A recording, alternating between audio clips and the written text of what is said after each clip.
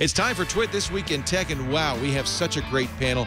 I consider them the young Turks of technology. Nick Bilton from the New York Times, Baratunde Thurston from God knows where, and Brian Brushwood of Scam School. They're all here to talk about Hurricane Sandy, the big announcements from Microsoft, Apple, and Google, and a whole lot more. It is going to be a wild one. Fasten your seatbelts. TWiT is next. Netcasts you love. From people you trust. This is TWiT. Audio bandwidth for This Week in Tech is provided by the new Winamp for Android, featuring wireless sync and one-click iTunes import. Now with free daily music downloads and full-length CD listening parties. Download it for free at winamp.com/Android. Video bandwidth for TWiT is provided by CacheFly at CacheFly.com.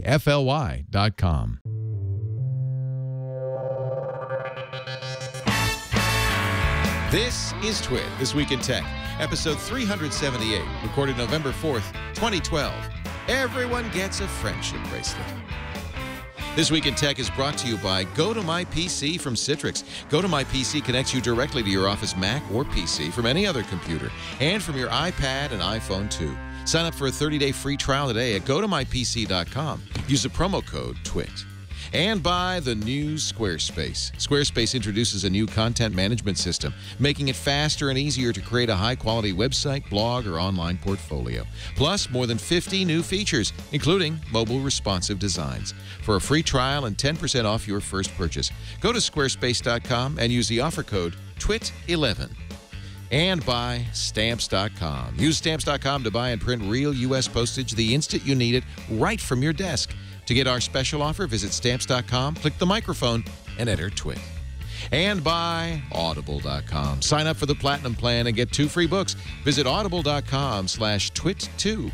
And to get a copy of Brian Sanderson's Legion absolutely free, visit Audible.com/Sanderson.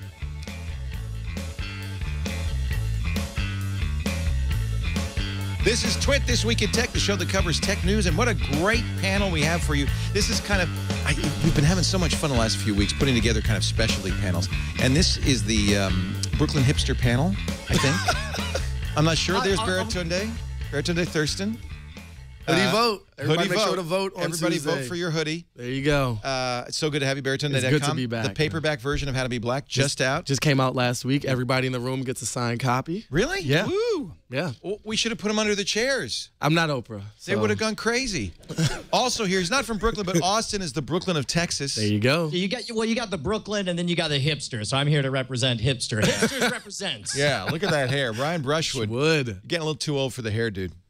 Well, I'm a little too old for I'm a little too old for podcasting, sir. Oh, yeah. By the way, it's me, Kettle. You're black. Oh,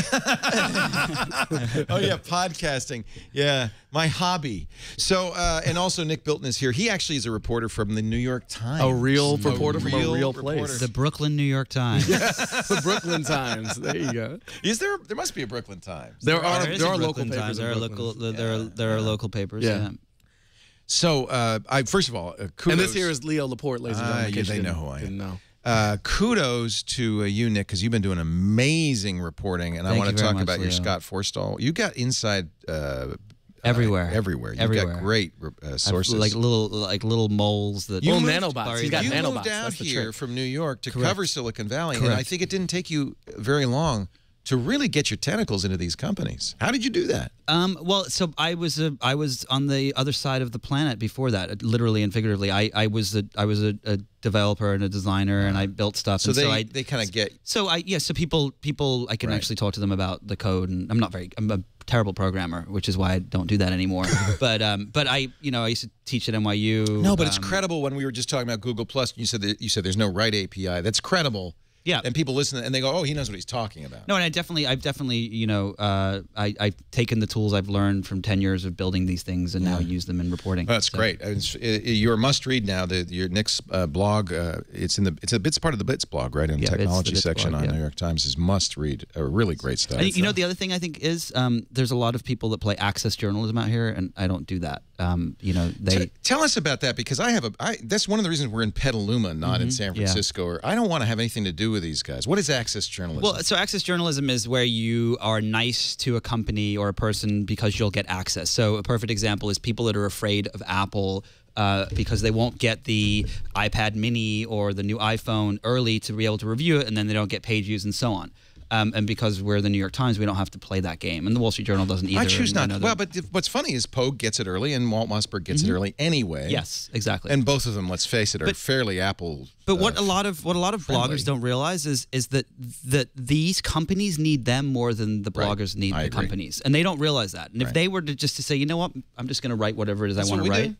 I buy this stuff because I don't get to review it early. But you know what? We're live. It doesn't matter. I'm going to review it day of. I got the mini on Friday. it's fine. Reviewed it then. But so that's one of the things that that we definitely do at the Times. So. He also good. threatens the companies physically. Yes, I've Nick broken a is couple of kneecaps. A great boxer, and you will be hurt. Really? Is that true? Emotionally, I used to be a fighter. psychologically, Kind of wiry and Wiry, a little. Yeah. You're, I got a lot of welterweight, lightweight, stronger than he looks. bar fight weight. bar fight weight. Yeah, He sucker punched people. yeah. So you were in New York during Sandy. Yeah. You were out here, but you have I lots was of out friends here, in but New I York. was missing covering and I was tweeting and I was doing everything I could to make sure I got the word. It was a fascinating. I was actually sad to not be there because I was there on 9/11. I was there during the blackout. I was there during Irene. And But what's different? And I think we say this every time, but I think it really was true. Is that the real news coverage is no longer in mainstream media on this kind of stuff. Well, it's no longer exclusively. I mean, Correct. you have to go. It's a Well, we parallel were just talking path. about MSNBC. Yeah. And you said what? I don't know. They said I've got an exclusive. Yeah, and it was a local channel that had made this claim of we've got this exclusive information, and first on that bit of information it was not exclusive. Of course, I we was had on learned about Twitter it from half Twitter. an hour earlier. And in general, it's unlikely that you do because if you know it, somebody else has probably already shared it on some social stream at some It point. seems that we say this every time there's a major event that because there's people on the ground using Twitter to report. This is first person and reporting. you can't the scale of. I mean, you basically have a distributed journalistic force. They're not all trained, but they're sharing images, they're sharing updates. You have real data coming in. But then there's And also you one have to. reporting team can't replicate thousands of people showing their direct experience. But then there's also, is Twitter wrong, the Tumblelog, where you have to look and see, oh, okay, there weren't sharks, it turns out. was that an actual report that there were sharks? Well, Yeah, the there were people tweet photos. pictures of they tweet the pictures of the day after tomorrow and say that, tidal wave takes Manhattan and then they take pictures. I forget there was one actually, it was like quite funny. It was a shark and a scuba diver under the subway. It's like, well, Some of them are not credible, but most of, I mean, obviously, this is the it's day fake. after tomorrow. The Statue of Liberty was not being wiped out by a tidal wave. What's funny is like someone actually took the time to put the New York One logo. See, I on like it. that. Though. that's creative. That's that's commitment to deception. Commitment to deception. But this is my question. Yes, Twitter has a lot of information. Here's the shark, which, by the way, it says unverified here, was later found to be fake. Yep. What? Yeah, it's the information, but half of it's bull. Well, crap. so I mean, the ratio of false to true is rather low, I think. Really, you think it's mostly true? Absolutely. I mean, think about the things that you saw. It was the same 10 images from the day after tomorrow, and you'll see them in the next hurricane. It'll be, and eventually So it people was will know. demonstrably fake, and so who cares? Well, but at the same time, I think that what happened was that there was my this, favorite. there was a. As David Carr, my colleague, says, the internet and Twitter, it's a self-cleaning oven, right? People immediately try Like to. this site exists. Yeah, these sites exist. What's his name from the Atlantic? Alexis Madrigal set up a site where he was literally That was live. fantastic. It was fantastic. Yeah. And In fact, you know what that's they where were these doing? real and fake stamps on these pictures come from. Is Alexis's And blog post. the really smart thing that he was doing was he was going and he was taking the pictures and running them backwards through Google image search, and he would say, "Oh, this is actually a screenshot from this. This is a photo from 7 months ago. This is real." So the tools, So the it's interesting. self-correction is built in. It's built in. Even though that is a risk. The speed works to the advantage of misinformation for a time. So I wrote about this for my column this week, and I interviewed the author of this book about lying, and he was saying, everyone lies. Politicians lie. Stores lie. Corporations lie. Everyone lies. And on Twitter they lie. What is different is that people now can have the lie is actually accountable to at least a username, right? It may not necessarily be a person, but it is a username. And also there are people that have the ability to correct this quicker than they ever would have had before. Yeah. Twitter's efficient role, you call it, in guarding the truth. Yes. Actually, you didn't call it that. Some headline. Some writer. headline. Nick's been, because we've been talking a little bit about previous stories where the headline often was kind of sensational, And even Or the just- Times, which is or not just- bad. Yeah, it's or it's rewritten in a way to be understandable, but yeah. not quite accurate. Some people write for SEO. Some people write for people to be able to get into the story quicker. Right. You know. So. No, it's a different job for a headline than it is the reporter, obviously. Correct. And people should know that. I think it's not maybe not commonly known, but headline writers, that's a job. So what was really fascinating to me about the hurricane coverage on Twitter and focusing on that was the images that were flowing in from people were just fascinating, right? They were just, I mean, some really breathtaking images. But what Time did was they sent out 5 real photojournalists that are paid to be photojournalists with their iPhones and Instagram, and they shot images. And those were some of the images that stood out more. And so you have, for me, one of the most beautiful images and haunting images was the picture of the carousel.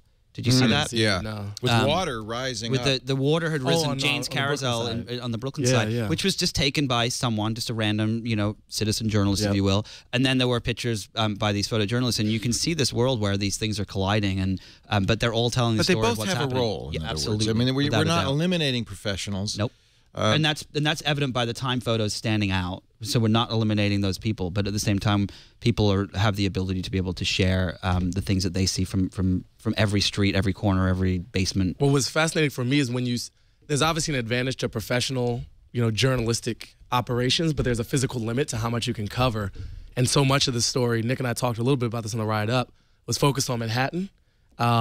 Because you had a split city. I think It's also the media capital of the world. Exactly. And it's a business center.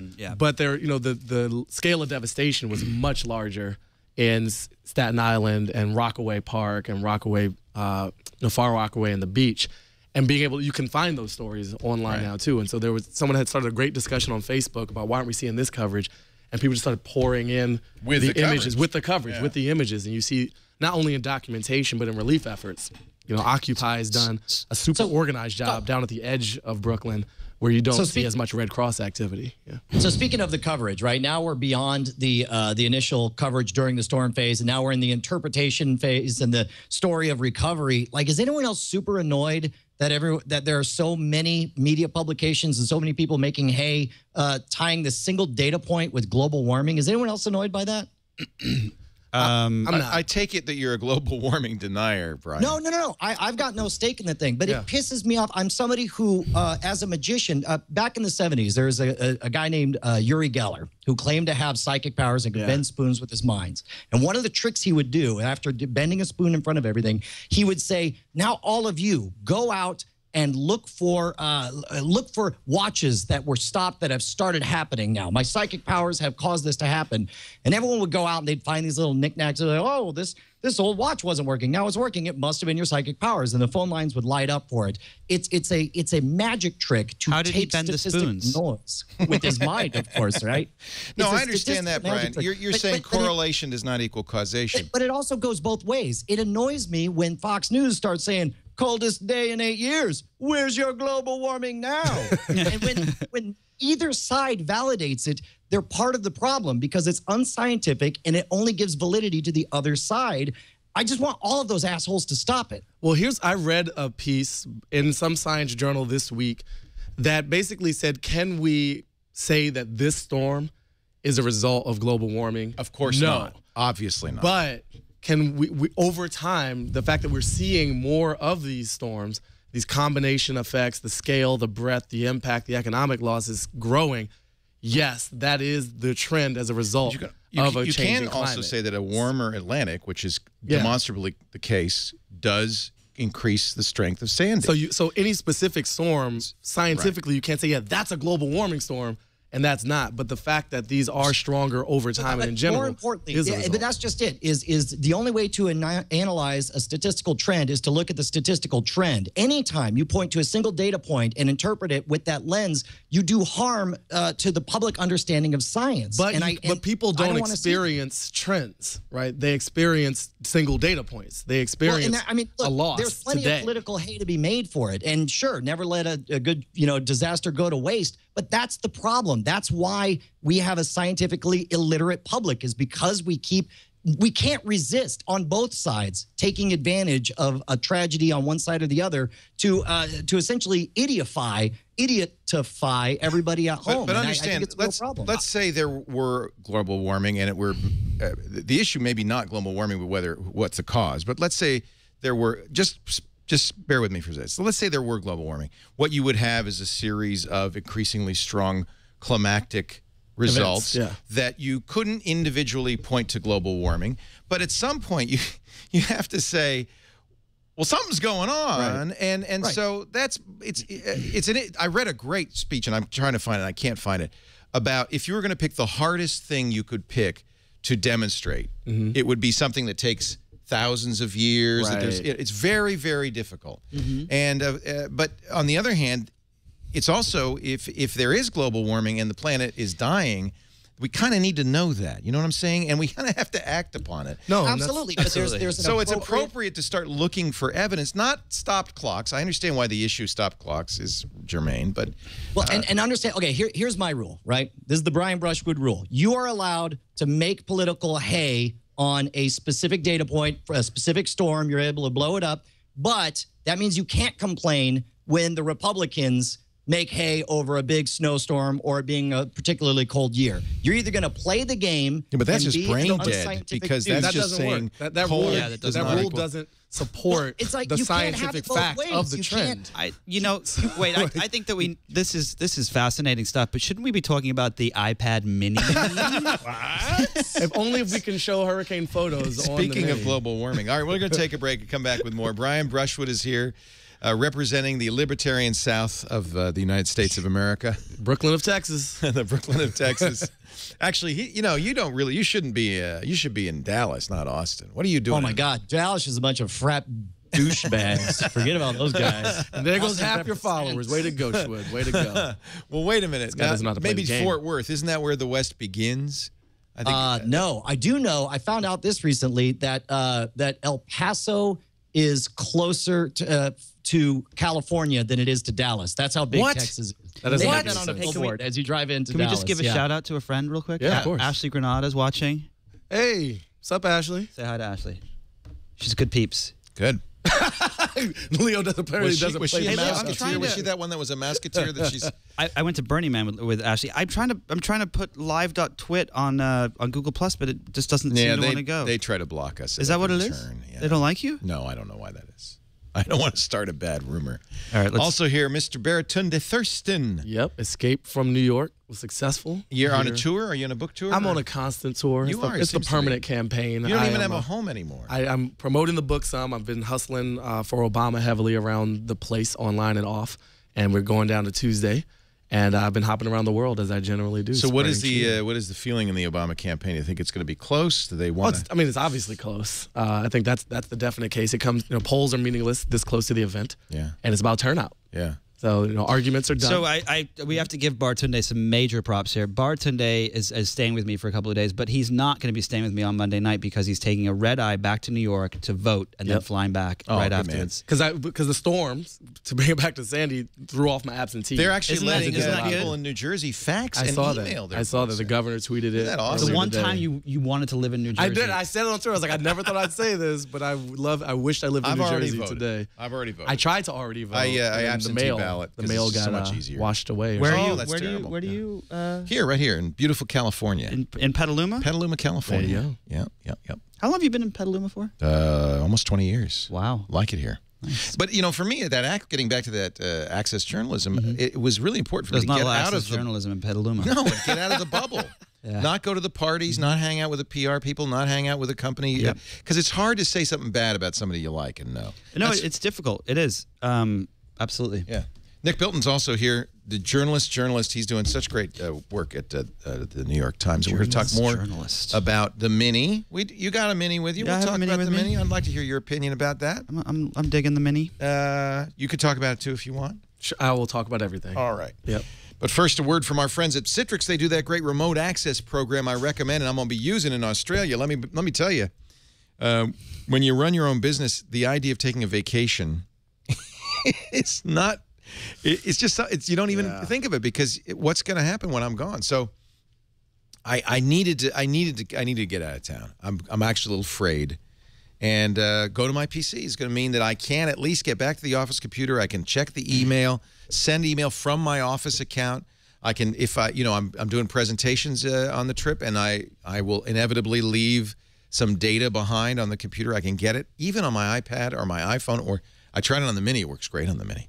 I want you to try it yourself right now, free for 30 days. Visit gotomypc.com. It's completely secure, 128-bit SSL. It's the fastest one out there. You can use any web browser to access your computer at work. Try it free. Just use the offer code TWiT for 30 days free. And then the apps for the iPhone, the iPad, the Android tablets, they're free as well. Go to mypc.com. We thank the folks at Citrix. Do it now. Do it. Why haven't you done it yet? Why haven't you done it? You're sitting there listening and you're not doing it. I'll tell you why. I know why. Because they're waiting. Because they got that 30-day trial and they're going to wait till vacation. You know, Thanksgiving's coming. You'd like to go home. Or maybe you can go home on Wednesday, right? Instead of waiting until Thursday, that kind of thing. And you could probably chime in via that iPad Mini of yours. There you go. Speaking of the Mini, it's here. Came on Friday. Apparently sold out already. Sold out already, yes. But apparently you could get one in Stockton. Do you know where is Stockton? Not far from here. Let's go. Road trip. Ohm Malik had to go and had to go and get one in Stockton. He was having such a hard time. Yeah. He wanted one that bad. Well, he was like, I think I'm going to wait. And I was like, you're not going to wait. Just get it. And he's like, okay, I'm going to get it. But all you need now is the Wi-Fi, black or white. Black or white, yep. Or you can spray paint it. You got the black there's no 3G? With a white. There's 3G, but that comes at the end of the month. So I have the black one here. With a white cover. Just with the white cover. So I have to say, I've never believed that the iPad was a mobile device. It's too heavy and big. It's too heavy. It's too big. Yeah. It's like it's a second laptop. It just doesn't have a keyboard. That's because you're a welterweight. Because he has a MacBook Air 11-inch. Fighting. As do we all. But really? This is like the first. No, look. What? These three, we have the same 311. Oh, I thought you were talking about something else. I was talking about the thing I just said. I don't know what you're talking about. I'm sorry. It's okay. Get this man another drink. Up briefly. Yeah. But I thought just hanging out with you would help, but I guess not. Continue, John. I'm going to continue on the 7.9 inch. 7.9 inch. 7.9 inch device. Yeah. Much more realistically sized. Yeah, much more realistically. Or for you, there's the iPhone. It's 5 inches now. It's smart. 4? Yeah, there's that. Really? Yeah, it was 3.9. I always like to, that optical inch, the extra optical inch. But anyway, that's another matter. Depends on the weather. So I really like this thing. I mean, sure, it doesn't have the Retina display, and I feel like that was kind of a cheap shot because they could have easily put it in. Because they clearly put it in the phone. Why would you de-retinize? The phone and the iPad, the Touch. Yeah. But what do you think of yours? They wanted to compete on price, right? Against the but that's a mistake. Right? I think that's a mistake. Apple never wants to compete on price, do they? Really? It's interesting. Nick and I both independently came to the same conclusion, which was that Apple has deferred. You wrote an article about this. So it's planned obsolescence. They deferred an 8-megapixel camera and a Retina display in this thing. They could have easily included it because they want to do it. They want something for next year. They're going to do it 6 months from now. Right. Exactly. And so what it is it's planned obsolescence. So planned obsolescence was developed in the 1940s or 50s with cars. IBM used to do it. They would hold back innovations, stagger step them out in the 50s with mainframe computers because they wanted to sell new models. Cars, same thing. Fins. Cars, the catalogs, it was the fins. So they did larger fins and smaller fins. So what's the timing on when this gets a real display? I think it's going to be September to September. It'll be in the fall from now on. A year. But and they'll sell 10 million or whatever it is, but it's just... My general take was Apple should not have... I think you're right, Brian. I think that they were somewhat aware of the low end, but look what happened. Google came out and said, okay, we'll take $50 off the Nexus 7. The problem is you cannot compete at the low end because neither Google nor Amazon has the same business model as Apple. Correct. Google makes money when you use it. Amazon makes money when you use it. Apple makes money when you buy it. So when I covered the release of the Kindle HD, and I spoke to Bezos, and he said, I don't care if you have the first Kindle in your drawer or this Kindle. He's like, we just care if you buy books and if you buy media from us. Whereas for Apple, it's if they care if you have the newest device. The hardware, it's the margin on the hardware. They probably make some money on the ecosystem after the fact, but mostly it's on Here's the question for the crew. What's more important in the long run? Is it going because I'm kind of fed up buying new Apple devices. I'm not running out. I think what's starting to happen is there's going to be some fatigue. I think the 5 is the beginning of that. This thing maybe as well. So in the long run, is Amazon have a better business model because they're based on the media, not the device? In my opinion, the Amazon Kindle Fire HD, which I've used extensively, is not very good. I agree. It's a bad UI. It's a bad UI. Yeah. The Nexus 7, on the other hand, is extremely competitive. It's $200 for 16 gigabytes. It's got a higher res screen. The only thing lacking, it doesn't have a rear-facing camera. I think most people don't care about that. Yep. And so my recommendation was not to buy the Mini. If price is an issue, get the Nexus 7. The Nexus 7 is a wonderful, wonderful device. And I think Apple should have, and I think you and I both before the show agreed to this, not have said we're going to make a competitive low-price product. We're going to make a small iPad, and we're going to charge whatever we need to charge to make it a Retina Maybe display. like an iPad Mini. Yeah, like an iPad Mini. Mega Mini. Now, do you think that they would have been better off if they had offered, because the press event was obviously, it was a heavy focus on the iPad Mini and then a minor focus on the latest revision of the iPad. I almost feel like the fact that they tried to pull this, as they're very good at in general, this breathless new innovation, something you've always wanted for essentially what's a mushy middle product. It's something that pretty much just bridges the gap between your cell phone and an iPad. I think they would have been better off if they played it down as an afterthought, you know, focus more on the new iPad revisions and then say, oh, BT dubs, people seem to like smaller devices, so we made one of those for you too, if you're interested. Then they could have charged $100 more and nobody would have complained. That's not Apple's way, though. Somebody has said on the thread they feel bad for Apple. It's that's never $650 a good idea. I mean, they have $121 billion in cash the in the bank. sympathies are misplaced. They could buy Greece. What's to feel bad for? That's the answer to your question. You were asking whether or not Amazon had the better business model. Clearly not. Otherwise, they would be in Apple's place. But you know, I remember for years. He said in the long run as well. In the long run, because I remember for years we said, whose wallet would you rather have, Steve Jobs or Bill Gates? Right. Bill Gates had a model where Microsoft paid very little for, you know, software's free. They don't have to, and they charged a lot of money.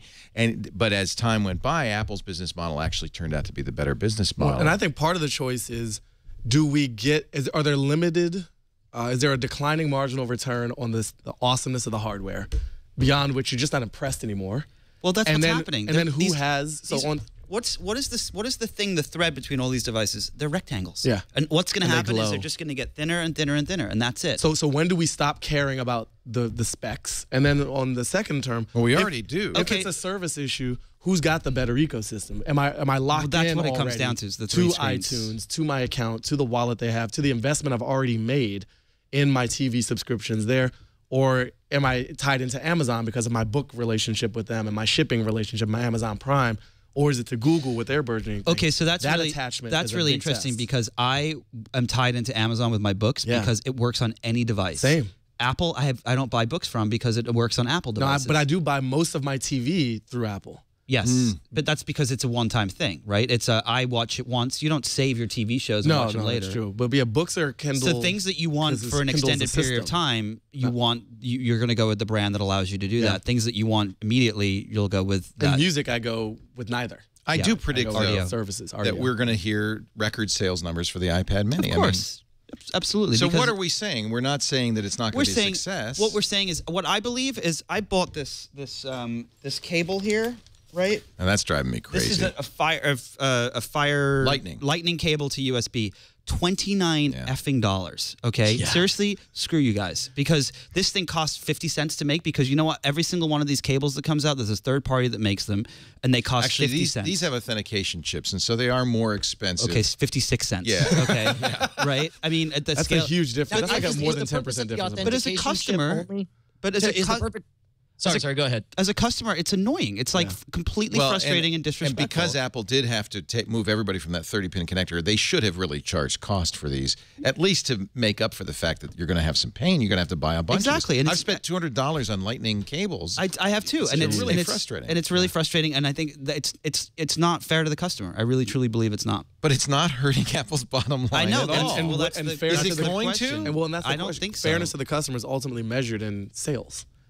Well, I mean, yes and no. I mean, there's a long term and the short term. In the short term, of course, they're making money hand over fist, but they are eroding their long-term brand value. This is the cashing in. This is what you see. This is but I got to say, they've been doing this historically. Remember how much Apple charged for RAM? They stopped doing that, but they used to charge 5 times what RAM cost when you bought a Mac with more RAM. Yeah. And it didn't hurt them, did it, Brian? Well, I mean, again, it's tough to say right now. I mean, it's in a post-jobs era. It's very difficult to know whether or not any of these things are chipping away, to what extent. But you know, in many ways, brands tend to get to the top of their game and then they begin to cannibalize themselves because they can't resist taking advantage of all the power they have, not realizing that for all the money they get, they are chipping away at their value. Absolutely. Well, and you saw that, you know, so you see with the cables. You saw it with Maps, which was a forced downgrade to many of its users, which you had been led to expect a certain service level, and then they violated that trust and that expectation. So, yeah, in fact, I talked to somebody on an iPhone 4 on the radio show today, and she, as you would normally do, installed iOS 6 because Apple said you should install the new update. Why would you not? And all of a sudden, it took away to features. Yeah, upgrades don't decline. She was very upset. It shouldn't reduce quite the value. reasonably so. Yeah. Should we talk about the big changes at Apple now I think too? we should talk. You got a great scoop on Scott Forstall. Let's talk about that in a second. Always shuffling. You led the story, and I think Om Malik went out and asked his people, and they confirmed for the most part, except for one exception, what you found out. Which was? Well, I'm going to talk about that in just a second, but first a word from Squarespace. Teaser. You know what Anthony Casalena did at Squarespace? What? Pier 1, which was their network operations center. Of course, there's no power right there in the Lower East Side. Their generators in the basement. Basement's flooded. They have one generator on the 17th floor.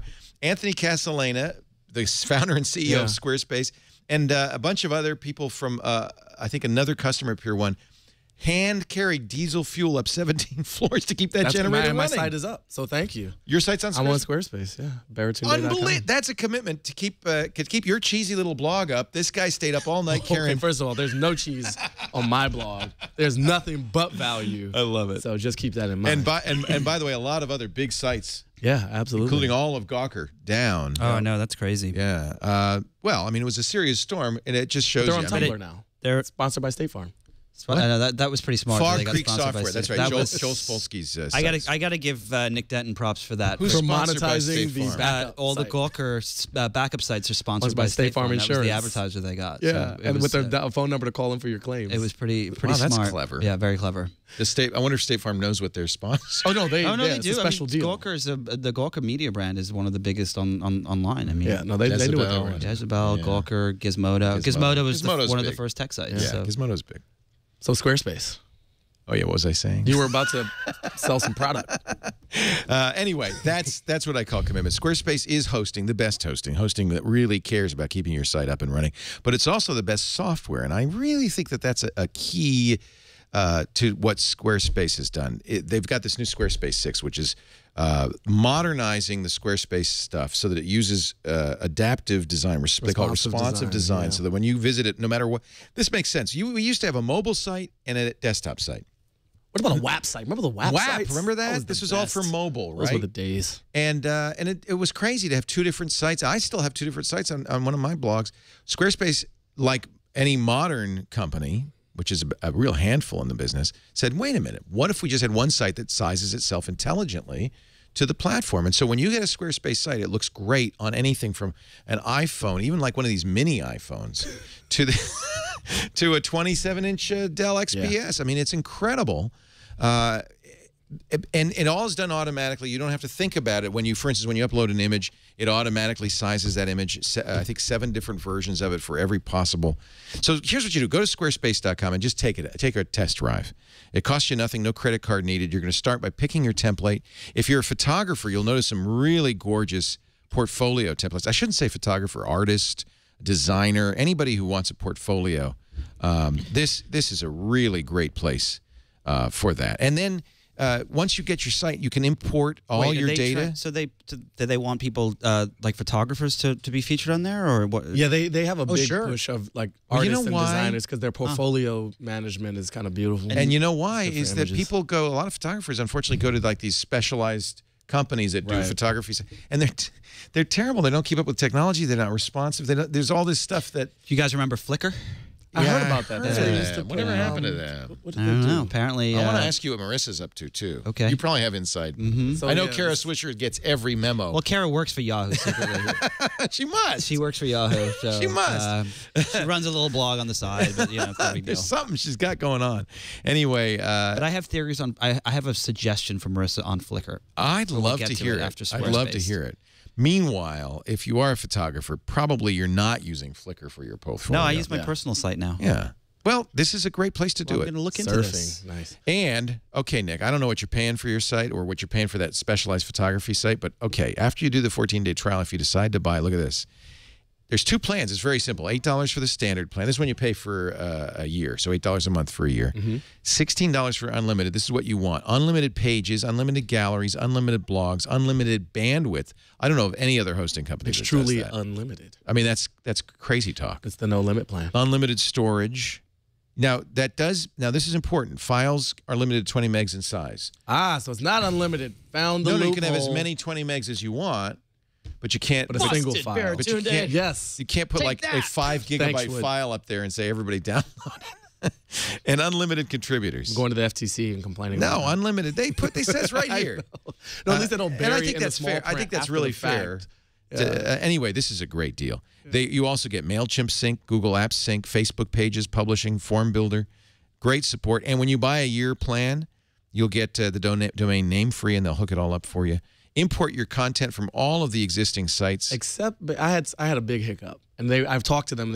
I was one of the your old rare Squarespace from my site. Squarespace 5 to my Squarespace 6. And that's because of the responsive design. You can't. You have to redesign. It just didn't pull in the actual data. They fixed that, I think. Okay, yeah. They said they had like a dozen but customers. you have to redo the design. I was one of the rare people that sorry got to caught hear up that. in that. So But they gave you good service, I hope. Yeah, no, they've been very responsive. Are you happier on the Squarespace 6? Because I was thinking about jumping over. Well, My personal one still isn't. I made a new site on 6 as a part of a That's project. the issue. That's probably what you should do. I should tell you, So if my you have an old recommendation is Squarespace always- site, you should probably create a new site for 6 and migrate it over to that. Because, in fact, you have to. Yeah. And that's just because of the technology. I just When want you're someone moving to, from one, do it for me. well, they'll do it. Wait a minute. They're not offering to do it for you? That has not happened. Squarespace, would you take care of my... Seriously. That's the power of the Would you just Laporte take care of my thumb. friend here? He literally just stuck his No, thumb you'll get an email before the show's over. I can't believe that. No. We're gonna take care of you. Squarespace. I'll do that for anybody. Squarespace.com. It pays to be in the studio. Oh! I forgot to mention this. When you buy, Nick, you should do this. Use TWiT11 as the offer code. Save 10% off the first purchase. Okay, done. TWiT11. That's for the month 11, right? October. Wait, 10%? That means if I made an order of $10 billion, I'd save like $1 billion. $1 billion. Wow, that's amazing. So buy more, you'll save more. I don't think there's any way that you could actually make $1 billion order for Squarespace, but try. Because you'll save $1 billion. I want to buy all the Kickstarter? sites. Just like all the sites. Should we start a Kickstarter? Let's do it. All right. $1 billion. I Vroom, want to vroom. save. I want to save $1 billion, please. So what do we got? So you had some great reporting on Scott Forstall. Yeah, my colleague and I, Nick Wingfield, who is the Apple beat reporter at the New York Times. So you just wrote it. He got all the scoops. No, we work together. We're a team. Just teasing We're you. teamwork. Just teasing you. That's what's great. He about- does. I'm not going to tease him anymore. Yeah. Man, Leo's He's feisty built today. like He's that. taking on Nick Bilton. He tells me I'm too old for my hairstyle. He's making fun of baby. Soon he's going to tell Baratunde he's really white. There you go. I'm waiting for the comment. It's going to be great. Look, let's go, Nick, back to All right, Forstall. How to be black but earn like a white man. I knew it. There's always a moment. There's always a moment. And They this is, egged me on. No, but you allowed yourself to be egged. Should we go? You wanted to be egged. I think we should He's leave. hugging me for those listening at home, and then he kissed me. Felt good. All right, let's Nick, let's let's go back move to to skeuomorphism. Skeuomorphic design. Skeuomorphic design. So what's Scott up with Forstall. I hope you're right that Scott Forstall was the single sole advocate after the death of Steve Jobs for this crappy He was- leather stitching. It's Yes, horrible. He was the. Shall I tell this like Please. a news reporter? Yes. This week, Scott Forstall of Apple was kicked out by Johnny Ive, and no. Was it Johnny Ive, you think? No, so Johnny So some and of your Scott- reporting okay, said they so- wouldn't even go to a meeting together. So let's. You want to go behind the scenes? Let's do You it. wanna Go inside out. dish, Dun, dish, dun. dish, So baby. exciting. I So love reporting. Scott and Johnny, not big fans of each other, and according to people close to the matter who could not be named because they're not allowed to speak publicly by the company, so we have to say in the New York Times. There were times that there were meetings about the same thing where Scott would meet with these people and his team, and then Scott and his team would leave, and Johnny would come in with his team and leave. And, were they getting conflicting messages from the two different teams? Well, these are some of the. I mean, of course, they get conflicting messages from Apple, period, because it's a difficult company to work with. But the reality is Scott. So Steve was a huge fan of skeuomorphic design, right? You think it started with Steve? Oh, without a doubt. And I think Scott was Steve's guy, because Scott came over with him from Next. Yes. I would just like for the audience for you to define skeuomorphic design. Skeuomorphic design is essentially, and the nerds are going to pick on me because I'm probably going to, like, there'll be a, I'll use the nerds always pick on you. So. There'll be a period I put in the wrong place. The nerds love it when you refer to them as the nerds. The nerds. It's always a great way to ingratiate yourself. You mean our chat room? When nerds attack. So skeuomorphic design is essentially like an example is Steve Jobs loved the leather stitching and the leather on his private jet, and he wanted it in part of the Apple OS. So they put it in the calendar, I believe. Or whatever it was. So you see the leather stitching. Another example is there's some pretty bad examples, but there's like radio where you have the radio dial, or you have buttons that are turnable. So skeuomorphic design can kind of blend between the actual user interface and the design. The idea was looks like the real world. So Dribble has got some great examples, by the way. Fantastic. DRIBBLE, and these are real. For the most part, there's some great stuff in there, and they're just terrible. I mean, most of them are terrible. And the idea was that, and it actually was smart in the early days because people didn't know what computers were. Made people comfortable. Know what UI, and so you see this dial, this button that you press, and it makes sense. And you're like, I feel good. I feel calm. Okay, but now. So if you look at the last few versions of the iTunes logo, for example, it always was a CD. Right, but now go and find like a 12-year-old and ask them if they know what a CD is, and they're going to be like, "What is that? Why is that round thing on that logo? Why are you pegging your design to a time limited?" This is not even a joke. We had a 8-year-old's birthday party that we were attending, and we had to explain to the girl they're doing some kind of hot potato thing, and we had to explain that you couldn't tilt the thing while the disc was spinning inside because there was a physical object in there spinning around in circles while you're playing the game. I love the way you just described the scene. Why is it spinning? Why is it spinning? There's no reason for that.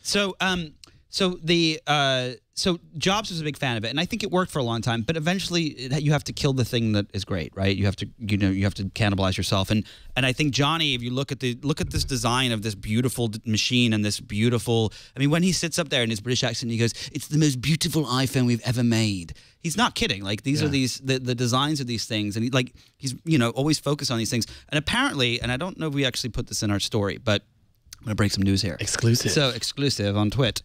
So, apparently Johnny is a big fan of, I mean, he thinks that the Windows Phone 8 design is actually quite nice, right? And I think it is. I agree. It is what we call digital native. It no longer refers back to any pre-non-digital. And Scott apparently thought it was crap. And so there was that, and then there was a lot of the stuff that happened with Apple Maps, and apparently there was a big meeting with the execs, and they wanted to put out an apology, and Tim Cook asked Scott to sign it, and Scott refused, which is what we reported. And Scott also just didn't play well with others. Now, old Malik said, I couldn't get any of my sources to confirm that this was the issue, but...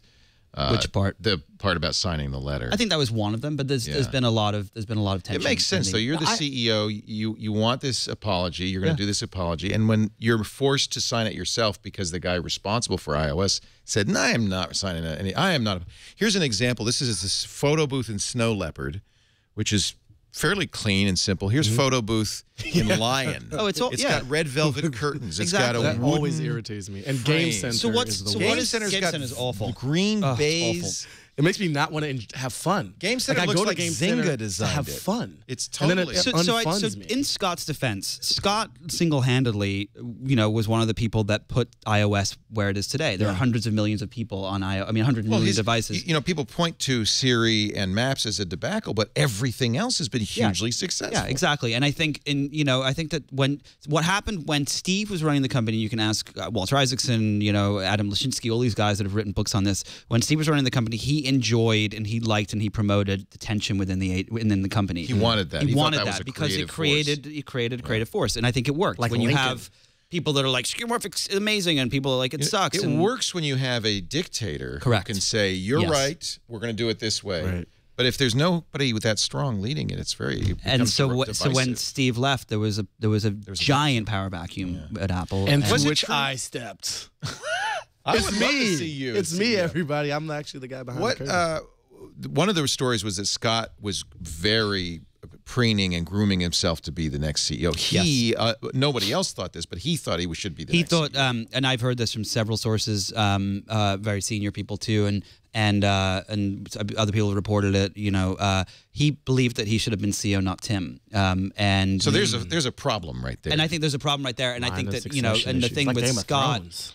The thing with Scott was, I mean, in the game of Apple, you become CEO or you die. Yeah, exactly. That's probably true. That's good. I love Schwood.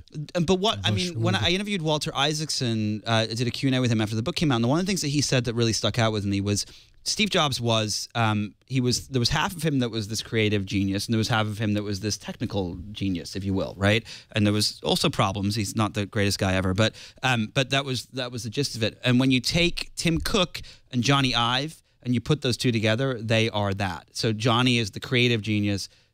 Tim is the business genius, and they together make what essentially Apple was with Steve Jobs. Well, and that's what you have now, because Johnny Ive, this is the first time at Apple that I can remember somebody being in charge of everything. Yeah. He's in charge of human interface design across all products. Which makes sense. Oh, yeah, I think so, too. Yeah. And I think that you'll start to see a much more beautiful and consistent user interface that spans every single part of the OS. Eddie Q, who was the iTunes guy, is now responsible for software across the board. Now, do you think Scott needed to go? I mean, what is your sense of it? There were reports, I think it was in your story, in fact, that people were celebrating.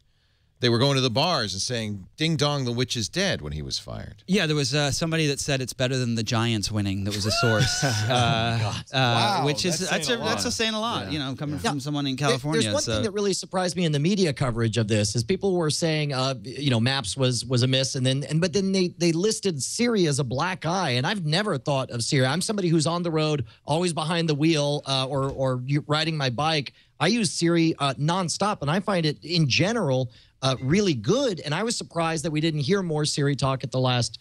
I'll tell you why Siri is a failure. First of all, they bought a program, Siri, that did more than Siri does even today. It never got out of beta. The network has been highly unreliable. So I don't know about you, Brian, but don't you find that at least some large percent of the time you try to communicate with Siri, she comes back saying, I'm sorry, I can't help you right now. And it's not just a 3G thing, it's Wi-Fi too. Right. Yeah, well, it's Siri's network, not us. Yes. Yeah. When it happens, it almost exclusively is because of connectivity issues, not because she misinterprets what I'm saying. No, it's not. And I think that that's a common misconception that you're having connectivity issues. It's North Carolina. It's their data center is not responsive. And I know that because it happens here when we have very good connectivity. You don't think it's a matter of the consumer product not being appreciated. You think it's a case where the infrastructure is not strong enough, and that's why they're not continuing to build on it? I believe that's part of the problem. You know, I don't know. Maybe Nick knows better what the thinking is inside Apple. But Siri should be out of beta by now. Siri should be better than it is by now. It's just now getting as good as it was when they acquired it. You should be able to download personality. You should be able to download different personalities. I want mine to be the Knight Rider car. I want Kit to be Siri.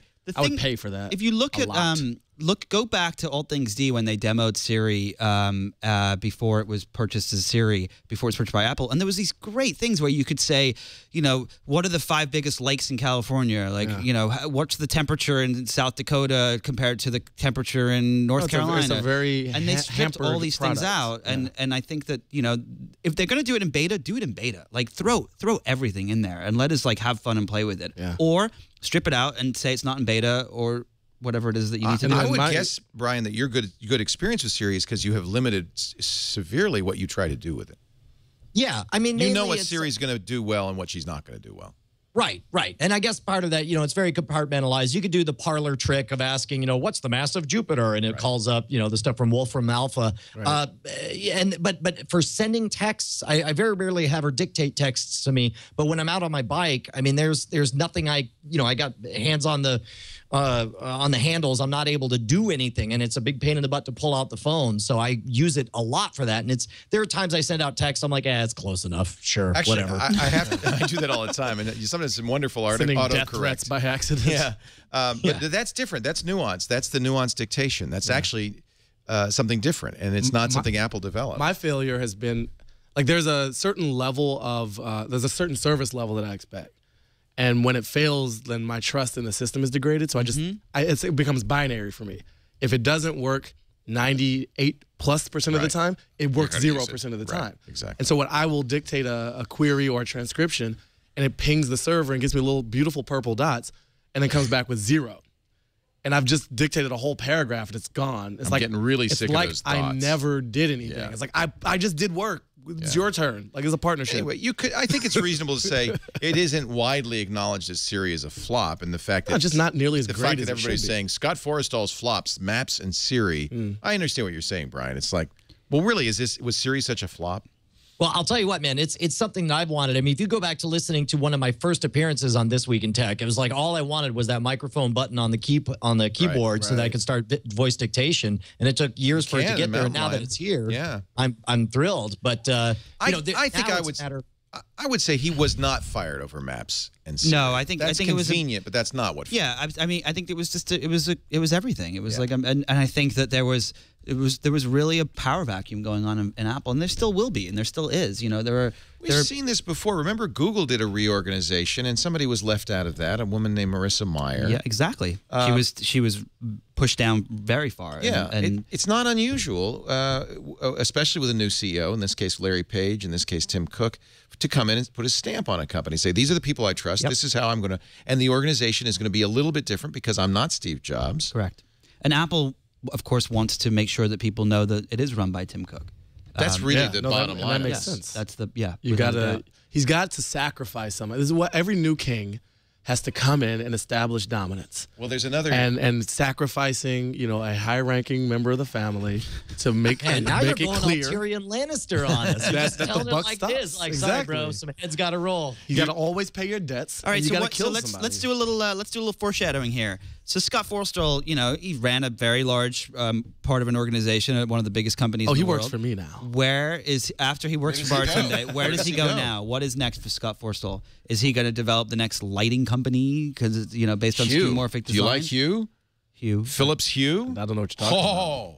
What do we think? That was a great. All right, so Philips has created it's very expensive, $200 for 3 light bulbs. But you have to get a kit that attaches to your Ethernet and controls the light bulbs. You could take a picture of something with your iPhone and say, I want this color. It's their RGB light bulbs, and they will change the room to the color of the thing. I take a picture of you, Baratunde. My room is dark. The Hue Philips. So what's the point I'm looking of this up. Because you can then have any Because then your room can look like Baratunde. Well, I mean, obviously, the nation and the world have been clamoring for this for decades. But outside of that single, world establishing I think it's very case, interesting. It's a little pricey, but the idea that you can program any color in your lights and You are control it not with your selling iPhone. this to I'm not me. selling you. Never mind. I'm Forget I low on the mentioned list it. of demands of my life. Like, this room has the wrong light. Next time I bring a girl back to my place, and she's like, it's so so nice in here. What's Baratunde. the It is color? an essential it's tool for single Baratunde men. color. Nick and I are going to Yes. run this now. Baratunde. Hue lighting, yes. But you Ladies. could sell that. You could sell that. You could sell How is Hue spelled, actually? Because H-U-E. people always It's on the Apple Store. Hue. Philips. Search for Hue. Philips with one L. Hue. Philips Hue, Hue. because I am the missing thing is I can't get the lighting on these lights in the studio right, so I always end up looking pinker when I'm here and of course they make fun of me incessantly in the chat room. But when I'm there in the studio, I look normal, but here I look like a pink monster. So I'm going to get these. I've ordered it, but they're 3 months out. But the reason I know about this is we use RGB lights here. They're very expensive professional lighting, but we can make the backdrop, for instance, any color that we want. It's purple right now. I can switch it to blue. There you go. Speaking of lost me, I'm literally checking my Speaking email of right color now. Can you do Baratunde, Chad? I do not like Just email. see if Chad's gonna see if he can do Baratunde. Look at more things in my He's working on it. So I'm gonna. You realize there's no way for Chad to do anything and not get in serious trouble for it. Are we having a racial moment? I think we are. I feel like. So I think. Nick, is it time to take over the show? I think it's time. So Leo, don't you have a flight to catch or something like that? This worked out very well I last wanna go time. to Occupy Australia. TWiT is Goodbye. back. Occupy TWiT. You did that last We time. did was so Occupy much TWiT. fun. That was amazing. Yeah. We could do that. After I do the last commercial, I'll get up and leave. Okay, cool. And you're in charge. And Great. should we debate the elections? I can We can talk later. And I want to go back to the Sandy You're thing voting now. for Romney. We know already that Dude, you're actually, for Obama. I'm going to Gary make Johnson, the case that obviously. you should Gary not Johnson. vote. The only way to throw away your vote is to vote. And so I recommend, if you're in a lost state where it's already decided. Whoa, Brian, have you ever I am going to write in Scott Forstall on my ballot. You know who's on the California ballot? I don't know if she's on anybody else's. We got Roseanne Barr on our ballot. Oh, yeah. Really? Yeah. Peace and Freedom Party. There you go. No, Brian, that's the tragedy of the commons. That's a common fallacy. And actually, I'm working on a project right now. So I as you know, and most people know, I left the Onion some months ago and started a company. And we miss you. So I'm now an entrepreneur, and it's called Cultivated Wit. We do comedy tech projects, and we're doing this thing with Ford Foundation. As long as you don't call it quit, I'm okay. It's definitely not going to be called that. So we're working for Forbes? No. Ford Foundation is a client. Ford, wow. And we're doing this comedic shaming of non-voting friends. Thank you. Shame him now. So shame on you, Schwood. Oh, no. Shame on keep you. in mind. I can't even hear you because I'm so full of shame right now. First of all, everyone should know and vote on all of their local issues. Thank you. Nobody does. Everyone votes in the one election because where their it's so vote matters confusing. the What least. is Prop 1274 Oh, it's so BC9? confusing to operate a supercomputer in my hand every day. I'm going to show you Exactly. guys the one See, site you need to know. Okay. This We're is- about to get this is- schooled here. This is just the one Bring site it. you need to know. You've heard of Wikipedia. This is Ballotpedia, ballotpedia.org. Go to your state. For instance, the ballot measures, Nick, you're saying in California. Yes, very confusing. Click on California ballot measures. They list them all. They list what they say. They list who spent money, pro and con. They give all the editorial. Well, would you look at that? This is nonpartisan and really good. How to be Wikipedia. Yeah, it's Wikipedia for voting. And I just wish everybody who's voting on Tuesday. Well, this and that- doesn't have Ballotpedia? the. I'm Here's gonna the thing. tweet There's no. this. Yeah, it's we awesome. live in a time where there's literally no excuse. There are very few Learn good excuses. about If you're a your baby, local- I get it. If you're deceased, I get it. But if you know you're what a felon in a happens? couple of I'll states, give you an I get it. example. Okay. But in general, I'll give you an example. In yourexcusesucks.com. California, if you read the voters' ballot, there's a Proposition 34. Ooh, 34. It's That's a good called number. death penalty in the ballot. And you vote yes or no. Now, what do you think a yes vote does? That you're for the death penalty. penalty. No. No, you're not, or yes, Exactly. you're not. You're saying you're voting yes to repeal the death penalty, but on the title ballot is- it says Proposition 34, death penalty initiative, yes or no. What do you vote? See, And so if you wait till you go to the ballot booth to decide It's what too you're going late. to do, it's too late. You screwed up. Yeah. Yeah, What's up, Leo, Schwood? this is the exact problem I have with all of these everybody needs to vote initiatives. And I love you, Baratunde. Please don't be mad at me. I won't. I'll just I shame agree. you. It's a screwed side up effect of California that- royally. I agree with Say you. that again. A side effect of that is you get uneducated voters out there. So- And by so- the way, when I say don't vote, I mean don't vote for either of the two major parties. They're totally Yes, you're but voting- if no one voted for the two major parties, but 3 people voted, someone would win. And that's- so I mean, that's not it's gonna still happen. important to First, vote. even if you live in a non-swing state, you want to keep voting so it doesn't become a swing state. Yes. Because that's annoying. There you get go. hit with Okay, all these but on the ads. flip And side- Because as it comes down to right now, Ohio decides who the president of the United States is every single Which is time. why if you're not in Ohio, you should vote for some third party, any third party, because your vote matters thousands of times more. I will if you see. vote This is against why I the love Crips you. and the 'Cause Bloods. that is a principled and reasonable and like sensical thing to say. And I will vote the way I want to, which is probably not the way you would. But we're participating, and that makes a whole ton of sense. It's so funny if that you the have libertarian Brian Brushwood is advocating government by fiat instead of democracy. I don't know didn't what hear that that. means. It sounds very intelligent. I didn't hear though. that at all. Well, what I heard you're is someone saying that saying you participate shouldn't- in the democratic process. No, okay. So what I'm saying is first of all, we have a problem. The problem is our two-party system. That's one party more than the communists had, and that didn't work out so well for them. You hate we freedom, now have don't them you? in collusion. You when hate they freedom. run the debates together. They decide what is and isn't off I the know. table. Oh, here you go. Our two Here's the candidates- headline. Here's a headline on the New York Times. Democrats sue to extend Florida's voting early. So here we are again, back as we were 8 years ago. 4 years I ago. mean, there's been- Well, you know what Florida did? They decided they used to have this great system. Yeah, a lot of states have basically restricted your ability to vote this time around. Right. And because Yeah. and it's mainly because poor working class voters can't make it to the polls on Tuesday. Yeah, they do big. And so by doing so, they disenfranchise. There's a whole movement called Why Tuesday, which challenges why we even force this to happen on a Tuesday. Give us a month. And if any truly freedom-loving entity, party, person, whatever, wants maximum participation, it makes the system more legitimate. So And if don't you're get me fighting to started on the reduce electrical participation, college. you're on the wrong side of history. Because thanks to electricity, Tesla. My point is your excuse sucks. So can I yourexcusesucks.com.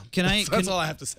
I'm going to let you guys take over. Go ahead, and then I'll come back and do an ad. We're going to take over. I'm actually going to make a request that people out there go and not only vote, but also go and donate to the Red Cross or something like that for Hurricane Sandy. $50. iTunes let me just push a button. There you go. That's the easiest one. iTunes is great. It was great. I just pushed a button. They didn't even have to give them any money. Mm-hmm. It was great. You gave money. They have your money already. They have your money. You know what really works? Apple actually has all your money. Yes. And when you spend it elsewhere, you have a license to use the money that Apple's holding in escrow in your behalf. Exactly. Did you know they already got it? They have so all of the money. The amount of money that Apple has in the bank is $17.50 for every human being on planet Earth. Holy cow. Say that one more time. So the amount of cash that they have in the bank is $17.50 for every human being on planet Earth. Which is like 5 times the wages of a third of the world. You know, an interesting, I was reading, Horace Dediu writes a really great blog. Oh, yeah, it's fantastic. And he really does the smart. numbers. You know, it's all about the numbers. One of the things he pointed out, and he's looking at the financials, is that Apple spends more than 3 or 4 times what Google and Facebook spend yearly in it's not R&D, it's like just in technical stuff.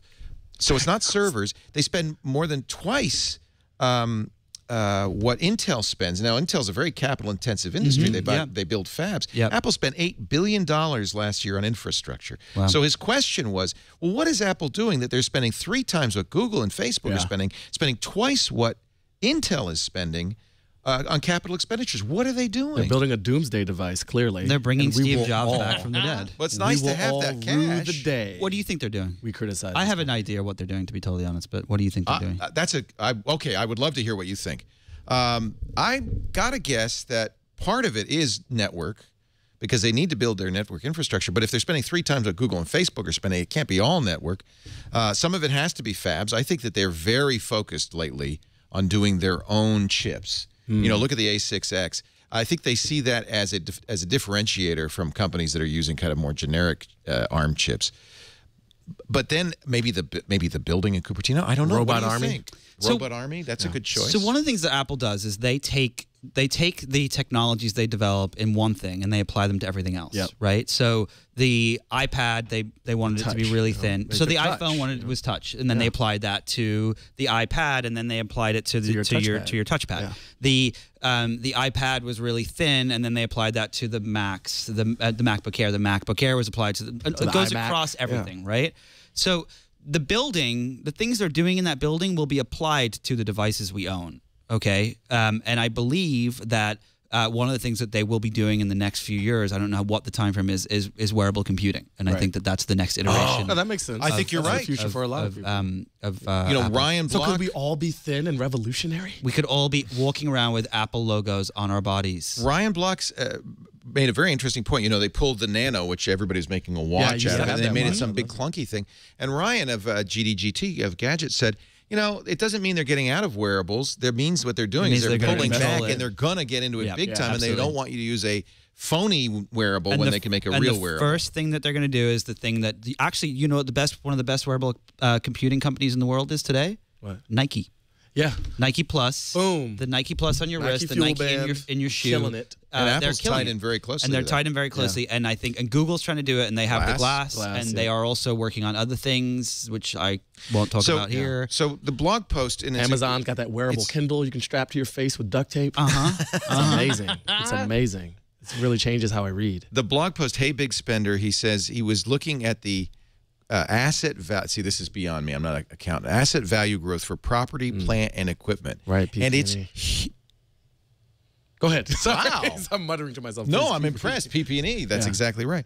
It's $8.295 billion, which is a huge amount of money, significantly more than these other comparable companies. Here's what's exciting, right? And when you think about this, we don't know what they're going to do, but we know that they're investing in the future. Something. And when you think about other companies, you think about nations and states, like what investments are we making? That's pretty cool. 8.2. So they're still building. They're for the spending $1.15 for every human being on the planet. They're building people. They're building R&D. better versions of people. Amazon, for instance, 487 million. Microsoft, 583 million. Google, 800 million. Intel, they build fabs, chip fabs, 2.6 billion. They're a physical company. Still, 2.6 compared to $8.3 billion. 30% more than Intel, 3 times Google, 4 times Microsoft and Amazon. They're making loyalty chips to install and all of this. I think that's fascinating. So I think that what's going to happen is look at the growth. It's going. Oh, absolutely. It's yeah, hockey stick. Pretty chart. So if you wanted to go and do some reporting on this, you should look at the building and what's happening at the building, and you should look at these other devices, and you start to look at where they all kind of converge. I like wearables. That is wearable computing. I like wearables. I think that's believable, sir. And I think that wearable computing is the next iteration of these devices, because right now, what are they? They're all flat rectangles. Yeah, that's not inspiring.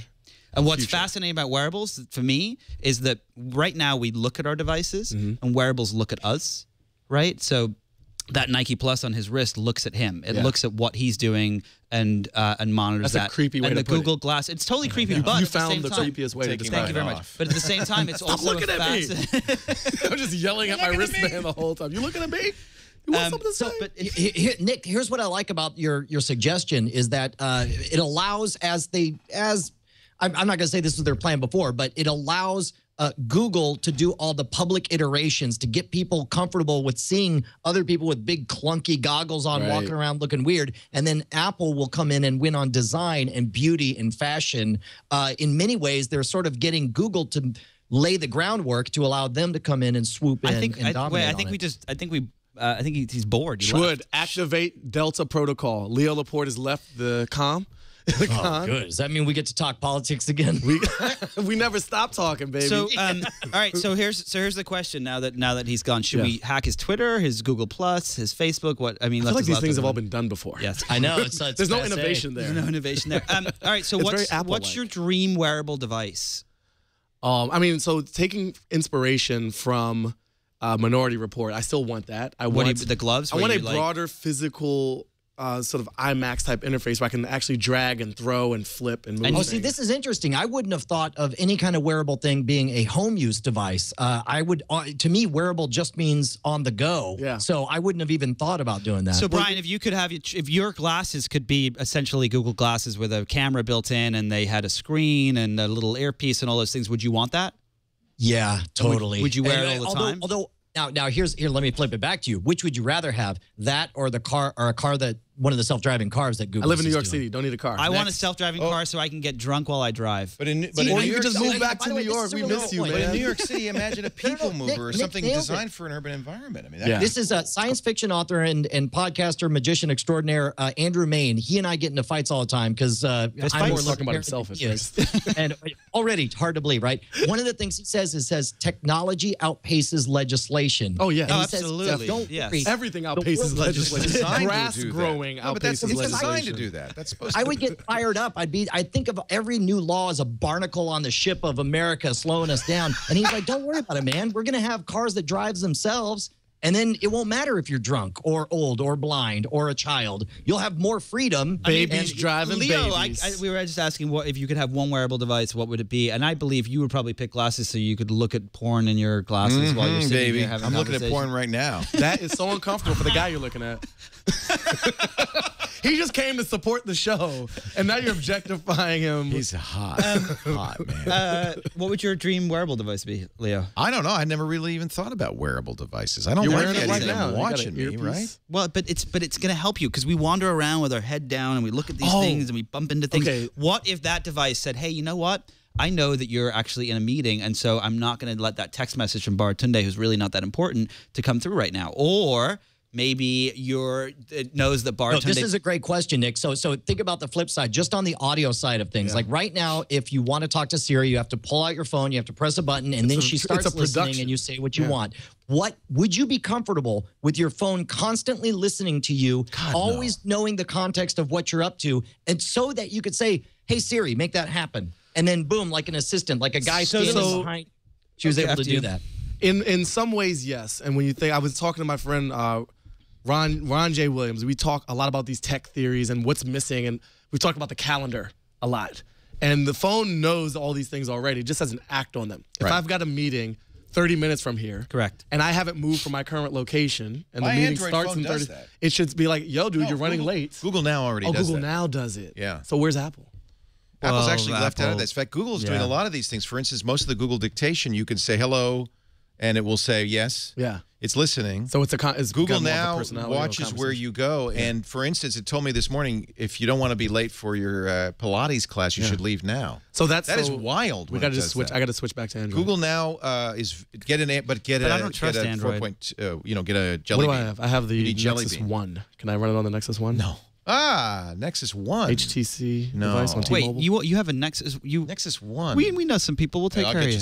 We'll take. I'll show you. Leo's going to go get your phone right now. In the chat room, somebody points out that as far as an always-on listening digital assistant, he said that he would be. This is Euronerd in the chat. This is an HTC.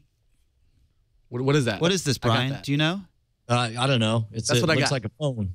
It looks like a phone. Brian Brushwood. Did you get it? Ladies and gentlemen, tech astute expert. observer from the great state of Texas. The person in the chat room suggested that he said he would be okay with it always on and always listening if it was tethered to his physical computer at home, but he's way uncomfortable with it being in the cloud with somebody else's data. So there was an MIT professor that did this experiment where he put cameras throughout his entire house and documented everything, and he was trying to learn how his child learned as they grew up, his children.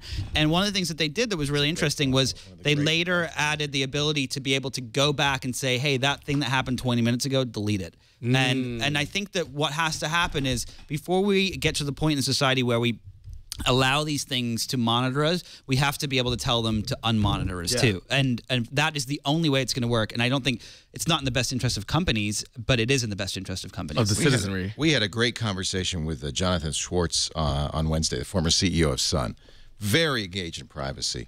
Yes. And really actively saying, companies have got to be very clear. Absolutely. They're right now they're kind of, you don't need to know. You don't need to know what we're doing. They're guys. just collecting everything. Just trust us. And then they losing need it to every be week. even more clear than Google is. And I think Google's been fairly clear, but they need to be even more clear than Google is.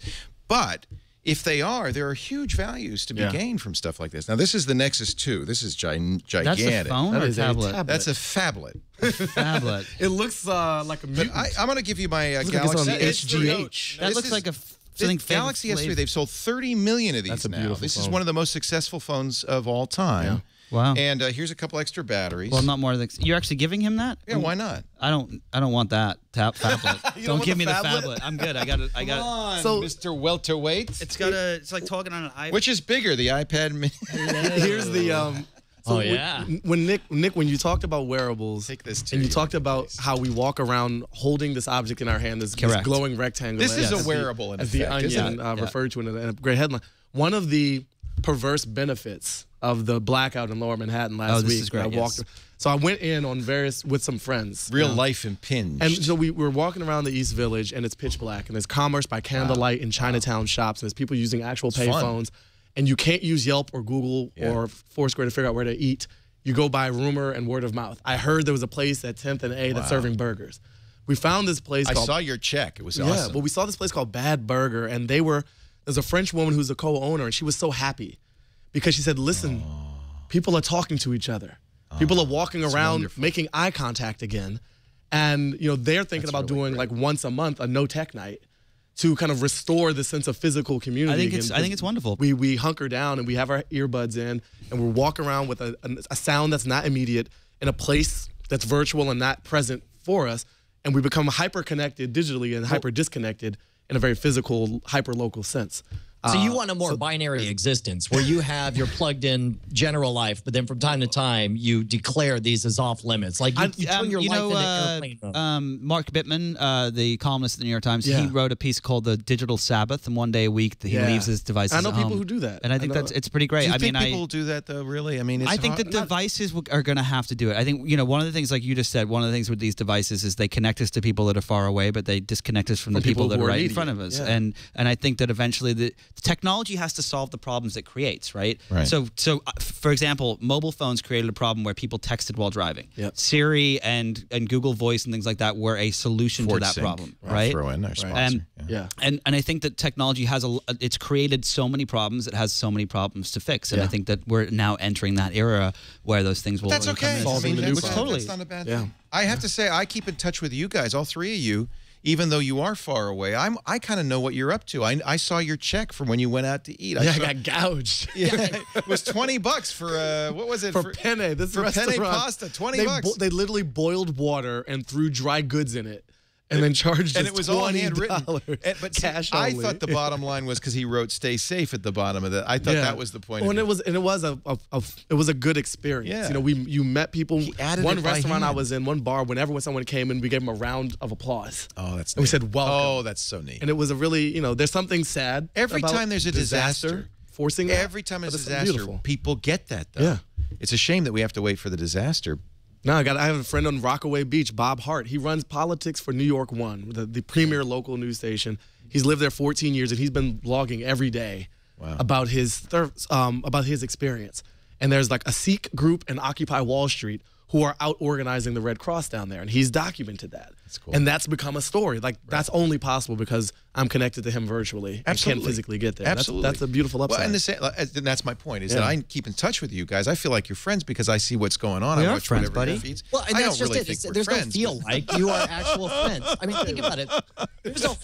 There's a whole generation of kids who are growing up in a world where they're not going to have old friends. They're only going to have this increasingly giant horde of everyone they've ever met, and they still keep in touch with. And that's also a problem. That is a huge problem. Because there is noise in the friend. Technology can solve the problem. What I thought was exactly. Technology. We're at a point where technology has to start solving some of the problems it creates. It has to start defriending people for me. That's what does. You brought this up at the very beginning. Twitter self-healed. Yeah, it'll work. It'll work. Without a doubt, it'll happen. Let's take a break because I want to show you how to get stamps. Oh, great! Like real stamps. You know, it's funny actually. Dude, actually, Leo, this is not even a joke. This is not a setup. This is not anything I planned, and it'll sound like this is a plug. It's not meant to be a plug.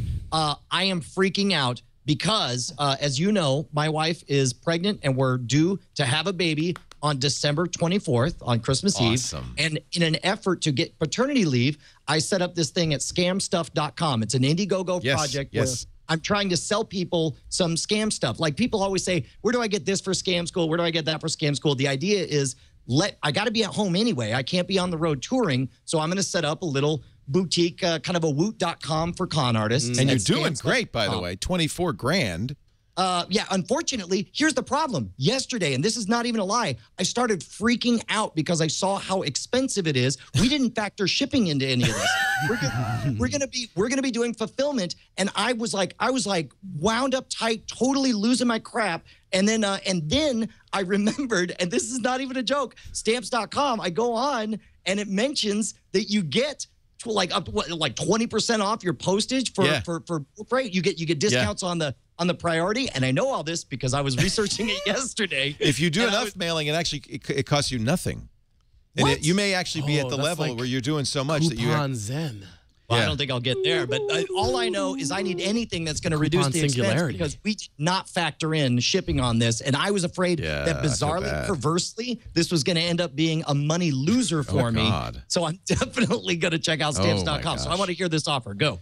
So, well, first of all, go to scamstuff.com and see all like a healthy domain name. See all the stuff that you can buy. Well, the idea why is it called Scam Stuff? Are they scam? He has a show called Scam School. So I host Scam School, right? Scam School is all about what the tricks you do at the bar. It does seem a little off-putting. It does seem a little like I'm like, oh no, here we go again. It was originally called virusxxx.org. Now see that I would click on. That'd be my homepage.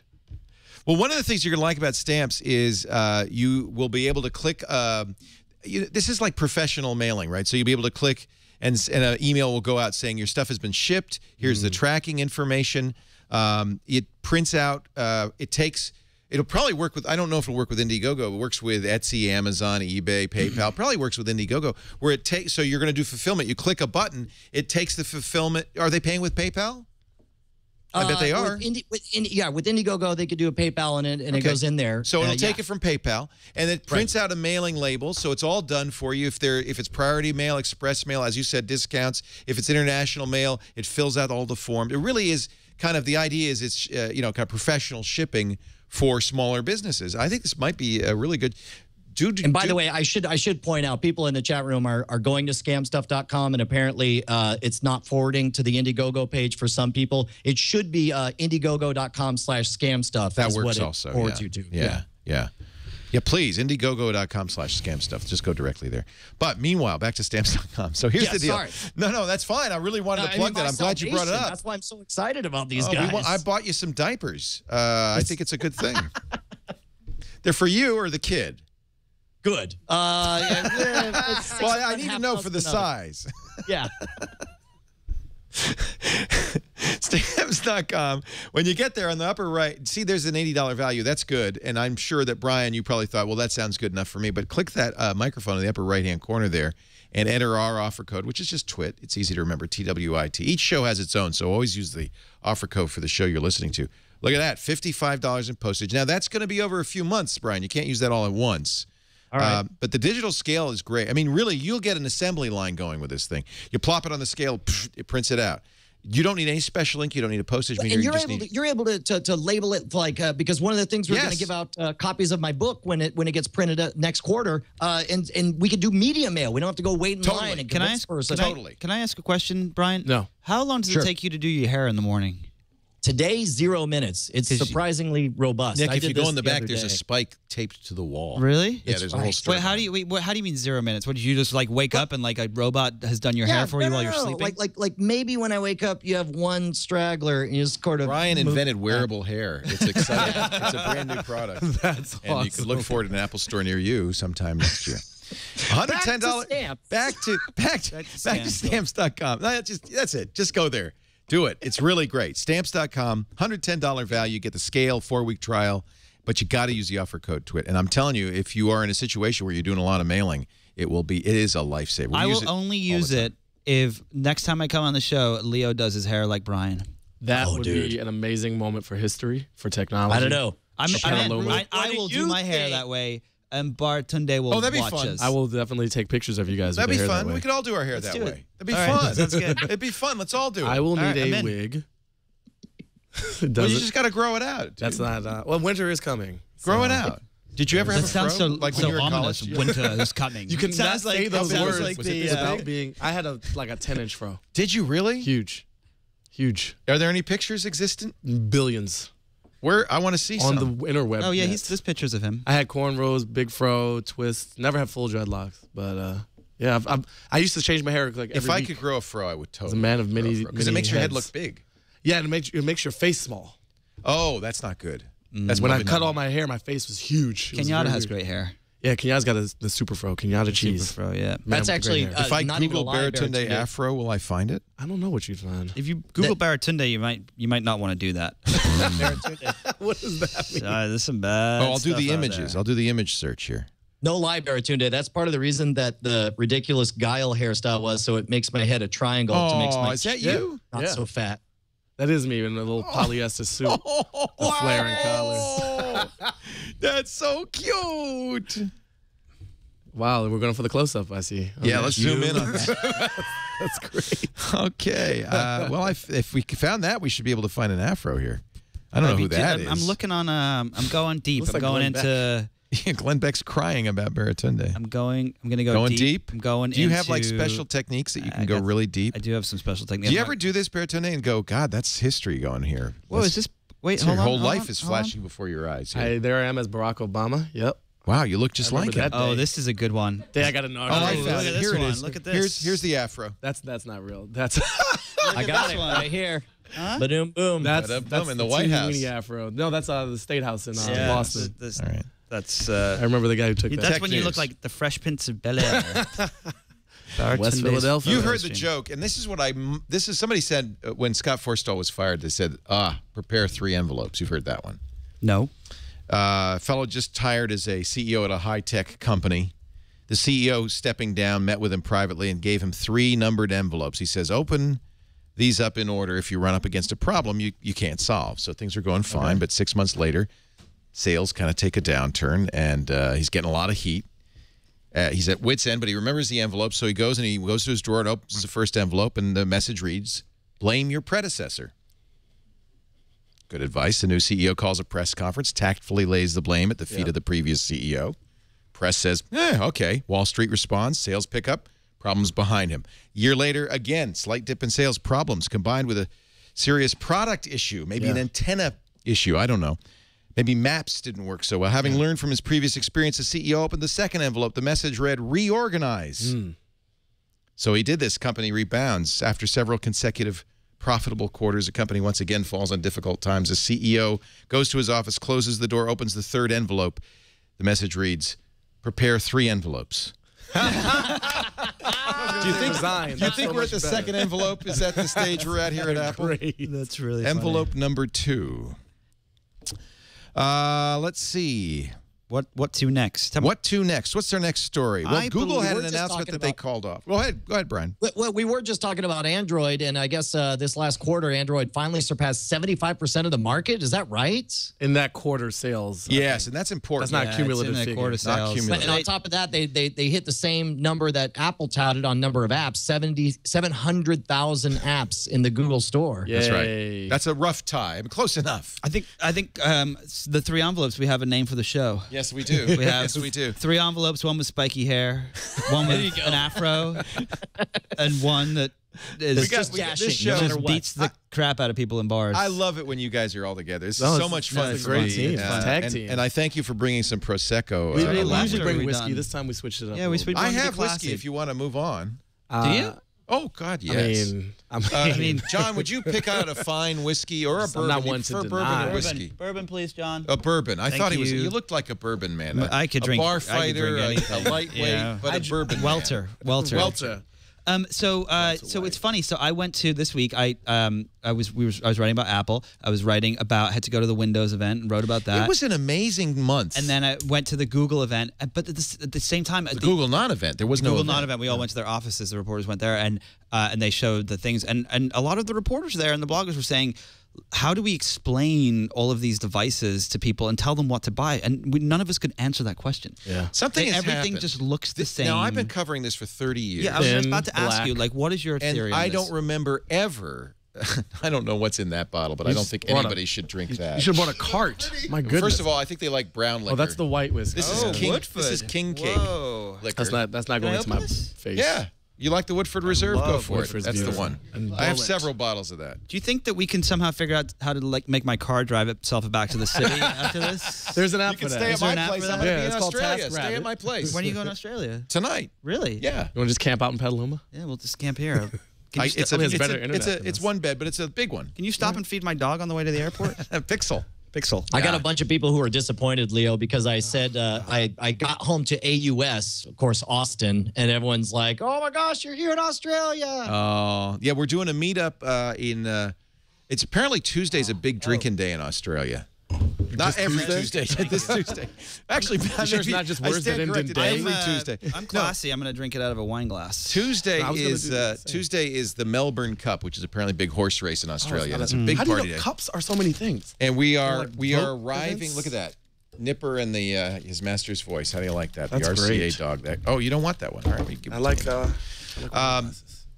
so we're going to have a meetup at the Hearts Pub, which is at the Rocks in Sydney on that night, 7:30 p.m. on the mayor of a place Tuesday, in Sydney. Melbourne Cup Day. If anybody wants to come by, I'd love to see you. We're going to have lots of people. Excellent. What do you, so you've been doing this for 30 years. 30 years I've been in it. I've never seen anything like this. And I think what's really changed is these devices now are small enough, popular enough, and affordable enough that they're mass consumer devices. So the technology industry had not been, until recently, creating the number of mass market devices that it had in the past. Yeah. We've had big Christmas, the Commodore 64 Christmas or the Furby Christmas. But now everybody wants a smartphone. Everybody wants a tablet. Everybody's looking at Windows 8.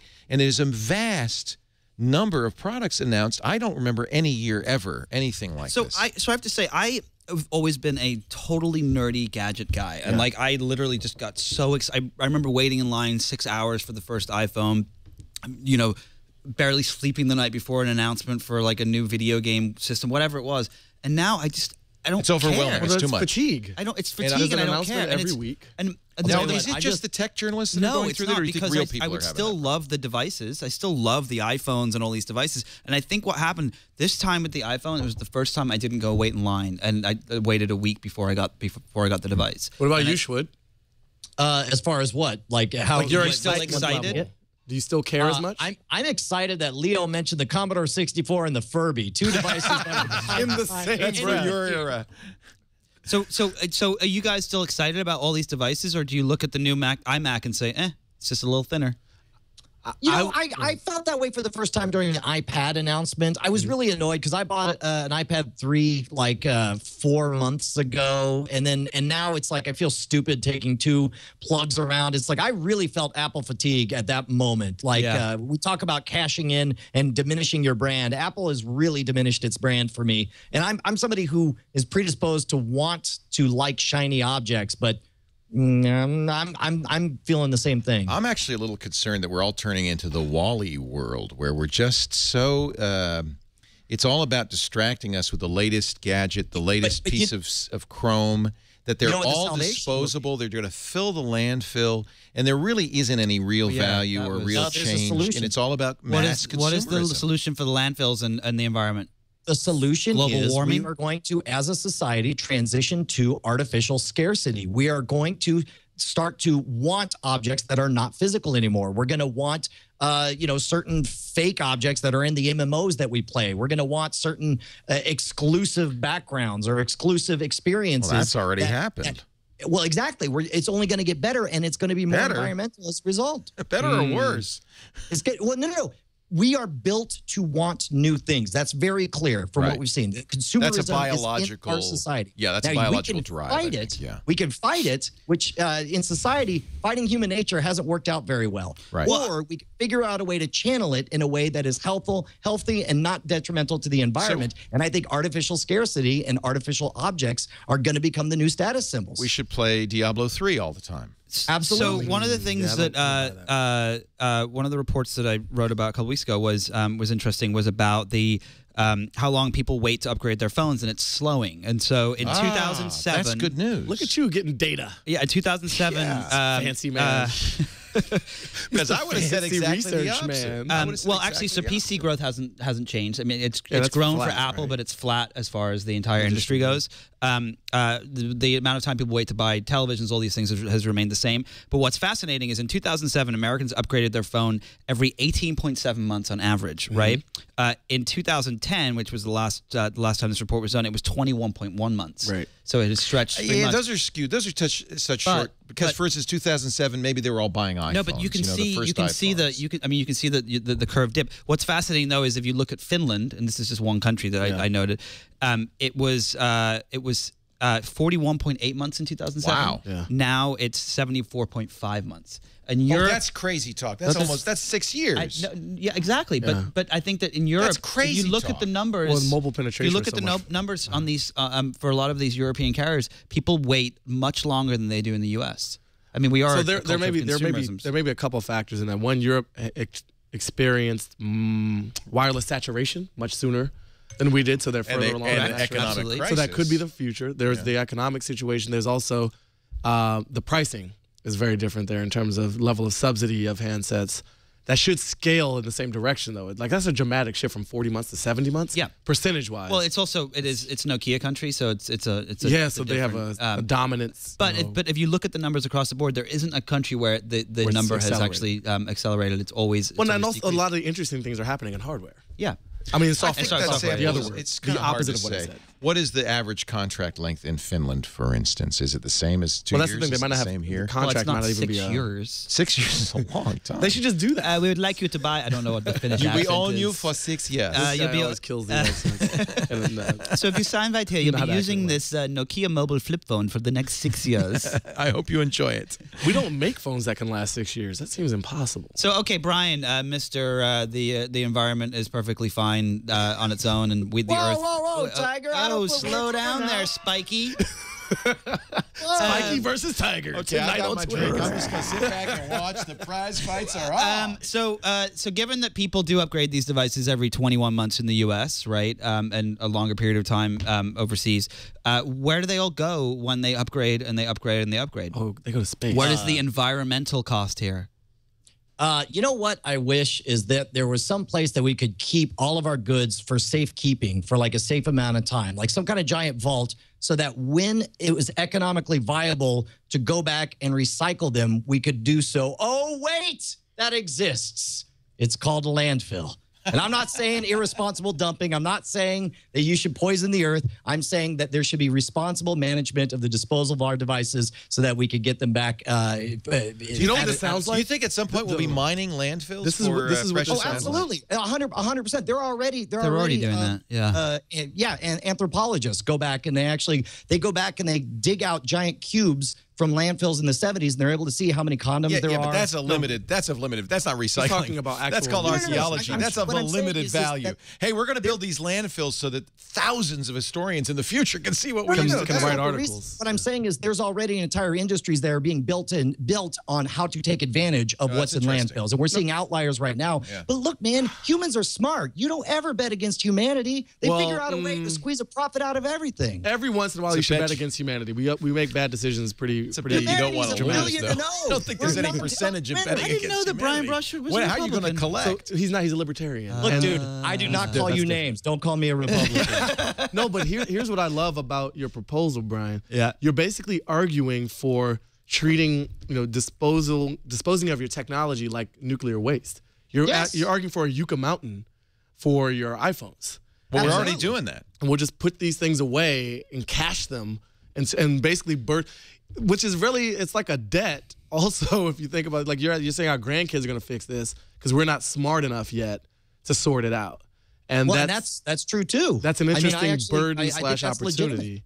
You're betting on the future. It's a good take, and I'm gonna go for that because I built an entire business on getting people to buy new crap as much as possible. So, I wish we had a Gazelle ad here because that would be so perfectly timed.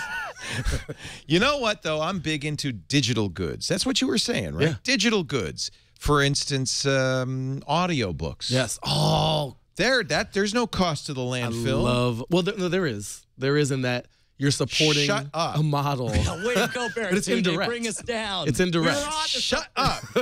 Ixnay on the Ostk. No, of course there is. But it's, it's a fairly, that's a lightght cost on that. And there's no incremental. Given the amount of entertainment you get from a single audiobook, I loaded up, I'm going to be on a 14.5-hour flight. It's almost paranoid. I got like 20 books. Did you put my book on there? Did you put my book on there? No. I read it. How to Be Black is not on there. I read it. I know you read it. I read it, and I imagined you when I read it. So I'm going to put it on here right now. Reading it. You can get it from Audible, which is actually, I signed up last time I was on the show, and I'm still a member. Are you happy? Good. Yeah, and I Do you signed ever up get time to listen? I go through phases. You know what I listened to that was amazing was How to Be Black by Baratunde. How to Be Black by Baratunde. No, I listened to. I listened to your book, Nick. You did listen to it. You like live tweeted it. I did. There was so many good things in it. Thank you I'm a very fan. much. What can I say? No, the book that I listened to was Ready Player One. Oh, yo, isn't that book is dope. Will Wheaton narrates that. Yeah, Look at that. Look at that. Will Look at Wheaton. that. Yeah, it's amazing. I'm going to listen on the book. airplane. I actually, you could tell you're listening to a good book when. Wait a minute. Stop. It's reading it. Hold on. I don't know how to. How does this work? With one of these devices. Really, Leo? So, I would find myself literally. I would be sitting in my garage in my car, listening to the end of the chapter for like an hour. With the engine off. Yeah, with the engine off. Okay. And then a hose. Like, it's weird about audiobooks. It just made me want to sit in my garage in my car. No, but don't do that unless you have ventilation. Leave the door open. Exactly. Okay? But no, when you can't leave. That is a great sign. I drive around the block a couple extra times. I heard that. So it's going to be a movie. I can't wait. It's sold as a movie. You know who's going to play the evil bad guy? Who? No spoilers because I'm just starting it. Agent Smith. Jeez, the guy from. I'm a half hour. My rug. The Big Lebowski guy. Jeff Bridges is the bad guy. Oh, nice. The dude is the bad guy. That works. That works. By the way, this book was written by Ernie Klein, who 12 years ago, or I guess, no, 13 years ago, before either of us were anything, he wrote the script for Fanboys that later became a compromise movie with the Weinstein Company. Yeah. He's a slam poet in Austin, and when I heard about the massive success, this thing, once it got put up there, he got a $500,000 advance, and then the movie rights auctioned for $500,000 more, and it could not happen to a nicer guy. Nice. He is genuinely one of the best people on planet Earth. Yeah, he's so excited super nice guy. That's really good to hear because the book is so. I listened to it on a recommendation from this show, actually. Yeah. So Jeff Bridges and then Ellen Page will play the girl who is adorable. Yeah, she's That's adorable. Perfect. How old is she? Adorkable is She's the word. 25. I don't like that word. We could date. Is she single?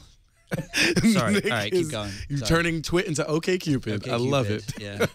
OkTwit. TWiT. Because So wait a minute. So many. So yeah, we got okay. So we've got three books now. We've got Nick's book. Ellen, if you're listening, call me. I'm glad it's you because usually I mac on the girls and it's really how's that work out for It's you? not working out so good, and it's really kind of Not so much. disgusting Yeah. when an older man like me. It will become there's a line of creepiness that you cross. I crossed When the do you creepy cross line that about 20 years I think ago. I'm kind of approaching. No, it. You're you're getting good. close. I'm You're good. gray. That's not a good Yeah, but sign. I've gray, been but gray you're for like still- 10 years. Yeah, that gray is not on its own. Yeah, I know So anyway, that. You know Audible. that, but I don't know if the They girls don't know that. Maybe I'll just carry Schwinn a photo Schwinn has with a me great to point. show that. Schwinn has a You know, I great used to have point. an afro. And so we're talking about Audible.com, an amazing sponsor, which makes all this quite And actually, possible. hey, Baratunde, remember when I got all fired up about single data points to explain statistics? Yeah. Do you know why I was all fired up about that? Why? Why, Schwood? Because I'm reading Thinking Fast and Slow by Kahneman, and that's a big thing. It's like the human brain is not built to take that big picture. We see what's right in front of us. We have gut reactions, and that's why I got all fired up about that. Well, that's a great point. I think it's adorable that you believe in facts and science as a way to sway people. So he's all about logos. You're a little bit about pathos. I think it's adorable that you believe in facts. and this science. guy's just about hitting on chicks. Do you guys want to hear actually a funny? No, because I'm gonna finish this joke? ad and then we'll let you Don't walk on the tell us ad, a man. funny Tell them story. a He joke. didn't even know this was the beauty of it. He didn't even know we were doing an Audible ad. He was just talking about Audible, and I like that. I like that. about it. I did fits not know, naturally. but I remembered that I signed up from the last ad. Right, you That are was a an great Audible decision. author. I Live in the Future. Here's How It Works by Nick Bilton.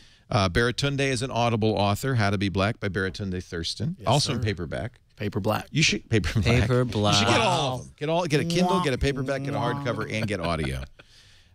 In fact, Brian, we got to get Scam School on. Yeah, well, I did. I see. I'm behind the times with you guys. I did an ebook first with Scam School books 1 and 2, but I'm steps behind. I did make it my first publishing deal signed, so that's why we're gonna have Scam School. Good man. 2013. So you're going to have to take one of these out because we've got a way to get two books, and there's 3 we've got. Ooh, it's in the cage. It's Sophie's choice. It's a cage match. So here you go. Audible.com/twit2. You're going to be signing up for the platinum account. That's 2 books a month. So next month you can get another book. But if you want to do it free, first month is free. First 2 credits are free. Each of these is 1 credit. And you can cancel anytime, pay nothing, keep those books forever. And I got one more book for free if you go to audible.com/Sanderson. This one is this is anybody could get this. You should all get it if you're an Audible member or not. You don't need a credit card. It's called Legion. It's a novella. This is interesting. They're just giving it away to anybody who wants. And it's really good. It's about a guy. They call him Legion because he hallucinates all these other characters around him, and they solve mysteries. It's really an interesting book. I really like it. Legion by Brian Sanderson. Here's how you get that for free. And even if you are not intrigued by Audible, you don't want to sign up, whatever, please do me a favor, get this one because you'll love it. Audible.com/Sanderson. Okay? Sanderson. Sanderson. And we thank Audible. Great ad. Great sponsor. I've been on Audible Audible's since great. before the iTunes integration. Did you see that Facebook's going to give you're going to be able to buy physical gifts now? Yeah, you can buy physical gifts From and who? they're kind of, but they're bad. Are they the cheesy? gifts? There's like friendship bracelets. Like they asked me to buy a Baratunde a friendship bracelet. They Wait. obviously don't know that I already got him one. So first of all, I'm disappointed because I haven't Is received that the it yet. string that you tie around, and when it falls off, that means you're not friends anymore? I've missed this. Let's see what let me see if I can buy some. Where do I get these? So I'm what going- happens is, look at this. Okay, so No, I want to this get is- a gift. So where do I go? So look for a birthday. Birthday. So somebody's birthday. Somebody's So birthday. it's Carrie D. Herrera's birthday. It should say buy her a gift. This is clearly my cue to. I don't see buy a gift. Refill my drink. I don't get it by. Maybe So- you're Well, I special, see it. Nick. So be maybe I'm back. special. So I could buy. Here, let me plug in Nick's computer. Oh, I don't want people to see my screen. You've learned a lesson I've learned from a my lesson. life. I have Yes. learned a lesson from your life. I'll tell you. So I could buy somebody, Stacy, a brownie pop bites for $38. What does that Those are even good. I mean? love those. Amelia's chocolate caramels for $11. Great. Baggu leather zip clutch for $40. Am I really going to buy someone I don't even know who Stacy is, to be quite honest? Probably we should do it for somebody you know. Stacey, I'm so sorry you just got here dissed you in go. front of So the now nation. I just went to a dude, right? And it says, buy Francois pencils for Culture Bus for $6. I mean, these gifts are ridiculous. Like, it could be great if Yeah. they decided, Well, plug It needs to in. be curated. Somebody a stole little better. Spiky. He's gone, What by the happened way. to He's going to get his good gift. So what could be great is if they mined your data feed, because they do that anyway. They look in your underwear drawer. They do all those They things. need to tie it to Pinterest Keep and your see what underwear you drawer on pin, Facebook? what Yes. your friends pin, and that would be like a exactly, registry. and then it could actually work, and then Right. it could work. But think about it, okay? So they have 1 billion users, Right. So if they just did 1% of people, if they could get 1% of their users, I mean, this is millions and millions is- of gifts No, this a is day. monetization. Yeah, This is exactly. what And this their is shareholders why have been dreaming of. all the Beyond Facebook ads. employees are selling their stock. I know, because this it's week. going to be huge. Yeah. So the Wait big, a minute. That's So the I big, see what the, you did Sheryl there. Sanderson sold a tiny amount. Sanders. Sanders sold a tiny amount. Yeah. Sanderson's the book. Sorry. Sanders sold a tiny amount. She sold tiny. She wanted to go on vacation and buy a new purse. I don't know, whatever. But the CFO sold almost half of his stake. yeah. 47%. So the big sell is actually going to be November 14th when 777 million shares go on sale. And they come out of the lockup. So if you're an investor, should that be cause for concern? Is it a sign that the people who are like the CFO, who knows better than anybody else how Facebook is going to do? I would say if I were an investor at the price that the stock is right cheap now. it's cheap. I would buy, and I would go long on it. But at the same time, I think that a lot of investors today don't like to do that. They don't look. This is they what don't I look love at about Facebook TWiT is about- because I leave because you guys are talking about friendship bracelets, and I come back and you're already making buy recommendations. Yeah, you got to move faster than that, Brian. You can't just connected to the matrix, I sir. would buy it with it. I would probably wait till November 14th when the stock goes on sale and the 777 million shares go on sale, and a lot of people will sell because it's employees that came after the first round. So the stock will drop. The stock will drop more then. I would buy then, and I would go along with it because I think that Facebook is going to be around in 10 years, and I think it's going to be essentially a blue chip for today. So Sheryl Sandberg sold. I don't mean to go all business on you, but No, this is why I said brought it up. PP&E She sold earlier, $7.5 million worth of shares, but that's just a small amount of her overall stock. Yeah, that's really nothing when you It's think about nothing. it. I'm sorry, $7.5 it was not million, the CFO. Basically $0. like I said, she wanted a new clutch. Yeah. Yeah. Who else? What a world. Who was it that sold a big chunk of his stocks? I can't find it in this story, but nothing to worry about. Everything's going to be great. They're going to sell gifts, friendship bracelets. Friendship. That is the business. That's the model. future of But, Facebook. You know the thing I do admire about that is that it's not advertising. I agree. And it's they need to be another way innovative. It's to think another way. about- Exactly. Yeah, the dominance of advertising for monetization of the future is a bit much. Yeah, and I think that, exactly. There Let's are get more other creative, things. people. How about the Village Voice suing Yelp for the use That's of dumb. God, Dismissed. so Dismissed. Really? I want to be the judge. That's and say like Baratunde dismissed. suing anyone that Yeah, uses the now word this is- Baratunde. Well, This is weird because on the one side, like if you're gonna, which is a bigger, more egregious violation? You know, Apple essentially suing over rounded corners, or the Village Voice suing for best of. I don't know. Well, Which Apple because it's a at bigger least- company, and I think it stifles innovation. Stifling the use of the word "best of," even if they won, is not. But if really they gonna won, that would change be the a world that failure much. of humanity. That would be Hey. a case to bet against humanity. Yes, but look at the fact that we have companies like Coca-Cola that have copyrighted the color red. You know, I mean, it's like That's not true. there are certain companies that have copyrighted the colors of their logos. Jesus. Yes. That was Okay. amazing. Like Baratunde calls out Nick, and Nick just keeps on going. That was amazing.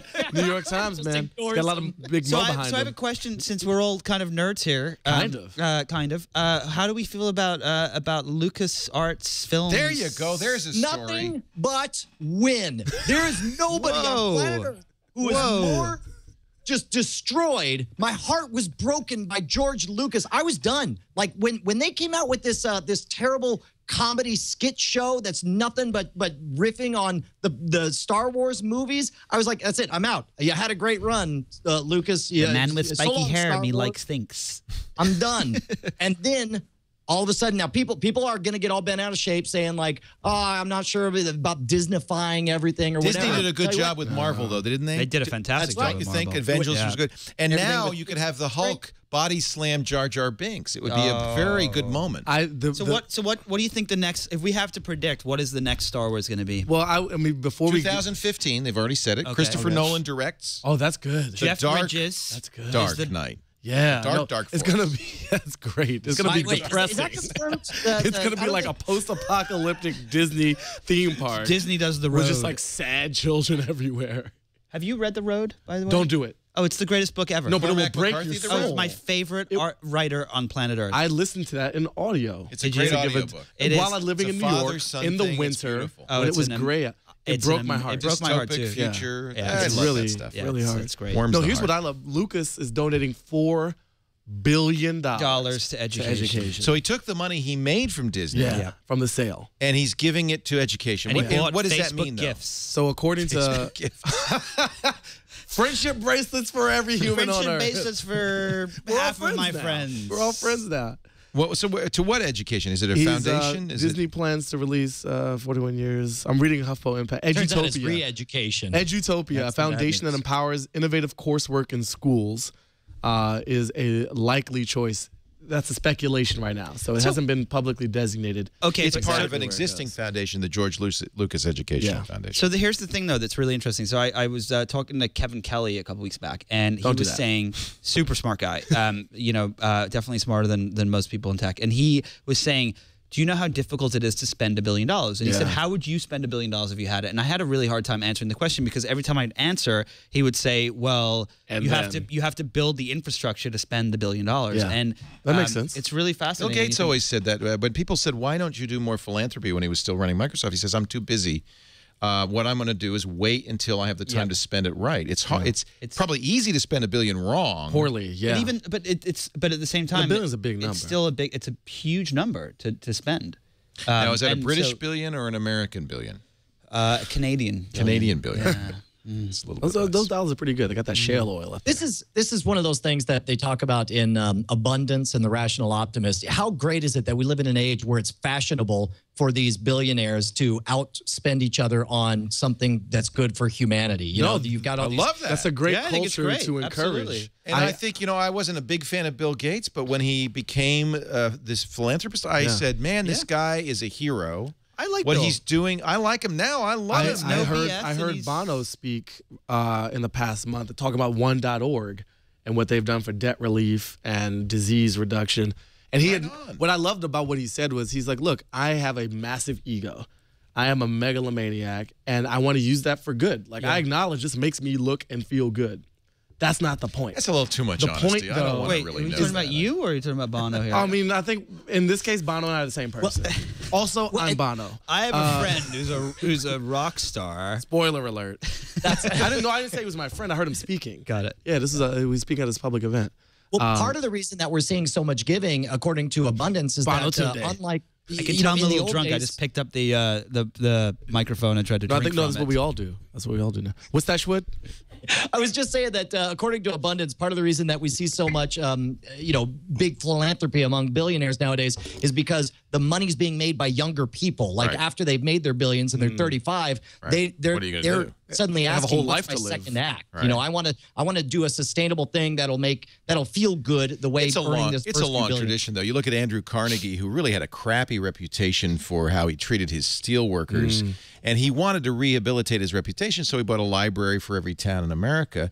And now, when you think of Carnegie, you probably mostly more of think the of foundation Carnegie stuff. Hall, and you think Of course, the library. difference was What's the he was library? much older. Carnegie was Libraries much are older great. when And it he came was to an that old man. That's exactly right. Yeah. But now we're seeing, and of course, he was less interested in effectively educating the No, it was America. all about rehabilitation of his reputation. Right. Whereas nowadays, people are like, well, if this is going to be my second act and what I want to do, they consult with people like, how can I get the maximum impact for my giving dollar? Correct. You know what I'd like to do is consult with Tom Merritt right now, if you don't mind. I and would find love out- to hear. Is he here? He's here. He's That's going to tell us amazing. I what's love when Tom talks. coming up in the week ahead. Take a look. Great. Hey, thanks, Leo. Here's a few of the things we'll be keeping an eye on in the week ahead on Tech News Today. Monday, November 5th, the GigaOM Roadmap Conference begins in San Francisco. Tuesday, November 6th, Halo 4 hits the Xbox 360. Wednesday, November 7th, Ad Tech happens in New York City. Thursday, November 8th, gonna be at Angry Birds Star Wars comes to Windows Phone, and Samsung's Galaxy S3 What did I Mini tell ya? arrives in the Already? UK. Also, Groupon announces their earnings. And Friday, November 9th, the Acer Iconia W510 Windows 8 tablet, not Windows RT, arrives from $500, and AT&T gets the Galaxy Note 2. That'll come along for $300. pen? That's a look at some of the things we'll be keeping an eye on in the week ahead. Back to you, Leo. Got a pen. You didn't know that? That's awesome. Nick's Bilton's response to the Look at this. visual on the Pen's got a Galaxy pen? Note 2. Yeah, he see? said, "Is What the that hell a does that pen?" do? Look, will you pull it out? You can start. It's called a stylus. That's actually kind of cool. It's called a It's stylus. awesome. You can write a phone number. Yeah. Hey, so I have a question for you, Leo. Yes, sir. So we were just talking about. I just drew you a smiley face. Oh, Because that's a That's better than a friendship I have a bracelet. question Thank for you. I'm gonna save that forever. So we were talking before about the fact that there's a lack of excitement about these devices, and that there's the monotony of them, and so on. And as someone who has a show that talks about new gadgets and new things like that, where there's starting to be a little bit, maybe it's more with the people that cover it, but there's starting to be a little bit, less interest in these things. How does that affect what you do? I've always focused. In fact, when gadgets started becoming the thing, I was kind of negative about it. I didn't want to become the gadget guy. Everybody always wanted me. Oh, come on, talk to us about gadgets. Regis and Kelly. We don't want to see gadgets. I never wanted to be that. My interest was always how to use technology to change the world, how to have a voice, how to democratize people, how people can express themselves, how technology can be used. And so I have very mixed feelings about this whole idea of TWiT. That's already Somebody just did this. Already, can you pull this up? Is there an TWiT? Just search for @Nick Bilton on Twitter, and the last one. Oh my gosh! It's got so I really have mixed feelings about becoming a shill for this ever-growing CES industry. Industry, and so I think we can do better. Go ahead. Oh, I'm sorry. I didn't search for @Nick Bilton. I get it. Yeah. Good point, Schwood. Sorry about the retweets. One place that I have a big, pulpit for this is the radio show, because that speaks to normal people, about 1 million normal people a week, about technology. And one of the things I try to do is to calm down this overheated need to buy. Here, I'll do it on tap bots. It's a little more. Can I share? I'll put it in the. Somebody Nick just tweeted it. Bilton. In there, I just put it in there. Look, there you go. Look at that. Look at that. That's beautiful. You and the girl from. I feel like you won. We look quite nice together. We came in here. There's definitely no. What do you think? What do you think we would call our first child? Creepy. No, that says the creepy guy. Creepy doll. You're projecting. I think we would call it Baratunde. That was made by someone years ago. Who made named, that? Cheeto. Cheeto in our chat room. Well done, Cheeto. So years ago, someone named Cheeto. Named their dog after me, and that was like somebody named their dog. I don't flattering, think weird that's, thing. Yeah, that's not as cute as the Ellen Page look-alike with me and Ellen. No, that's not good. You won. You won that contest, sir. I watched this. Well played. There's a really wonderful. I'll just send that to my friend Ellen Page. Really? See what she thinks about it. Really? Tell her friends with her. Do you think how people go like this? They go, call me, and they put their hand up. They're Do not you think gonna do that the kids today are like, text me? And No, they that put their definitely thumbs? happens. I was emailing. I was texting. He was texting. Right. So What do you do? What's the universal I was gesture for running text away me? awkwardly. What do you do? Text me. No, that's pointing at your phone. That's like Text me. check out my That's like half check out tablet, my half my phone. man What am I looking at? What is going on here? Brian? We're If you at wanted somebody to text 1 hour you, 53 minutes. That's what's going on. Yeah, no. Brian, that if you makes wanted sense. someone to text you, what's the universal gesture? and your tongue had been cut out of your mouth, Well, no, they're across the room, and and you want to just let them know but you can't speak. you can't speak. Your know what? drawers wide And shut. this is not even a joke. What I love is grabbing people's attention from across the room. Like I got their attention, and I'm like this, and then they look up, especially if they're in the middle of talking or like a live event. I'm like this, and I go. just to see That them is get not rattled. the universal gesture for text me. What was the gesture? What did he do? I'm pretty sure I that's said you're not number it. one. You describe That's it what for I our said. listeners? Yes, he did something we colloquially call flipping the bird. Schwood. Yes. That was pretty Schwood, funny. Schwood. Don't make me come to Texas. Schwood, seriously. Well, how do you do it? Like, how would you do it? If you know what? I'm like I don't know. This may be dated, but it's like I'm thinking of Star Trek. I'm like beep, boop, beep, beep, boop, boop, boop. Like I'm holding Like you're holding something a StarTAC phone? Like I'm holding a dead pigeon and trying to poke it back to life. Why are you holding dead fowl? First of all, What would you that's got? What would unhygienic. come on, somebody in the audience. What would you do? You wanted to say, text me. Oh, they got it. the They're thumbs. good. This Wait, is what? it. The thumbs. I already Thumbs did is that. thumbs. I don't know. I like Brian's way better. It looked more fun. But it Dead doesn't bird. communicate. This works. It does work. What Brian's doing is not. Okay, don't so do that. I have another question. Hey, Baratunde. Now it That's looks like playing you're video shooting me in a games. video game. Yeah. It's like you intend harm toward my avatar, is what that says. People are calling it the Dean Stockwell, like from Quantum Leap. Like I've got Ziggy. Ziggy says you need to text me. We're bringing out Quantum Leap references, Commodore 64. All right, so I got one more. We got to go back to the 90s. Okay. All right. So when you were a kid and your parents said you're like a broken record player, right? What will that be replaced by? Oh, like what's on because loop? broken like a record CD that players, skips. but CDs don't matter. That's still a spinning disc. You're like a stuck iPod. You're like a DDoS attack, or like I got it. You're like a John C. Dvorak, always saying the same thing over and over again. I love how he threw Dvorak under the bus. You're like a corrupt MP3. Corrupt MP3. You're like dubstep. You're like dubstep. There you go. I love how people just add dubstep to things and think that makes it cool. I wanted the campaign ads next cycle. Did you see any of the other shows this week on TWiT? I actually missed. That's good because we prepared something just for you. I so wished you had done that. This is TWiT Know-How. Oh my gosh. Excuse me, sir. I'm with the mustache police. I'm going to have to take this. Bye-bye. Ham Nation. Is that a cat costume or is that Pepe Le Pew you wear? He's Ham Zero. Who?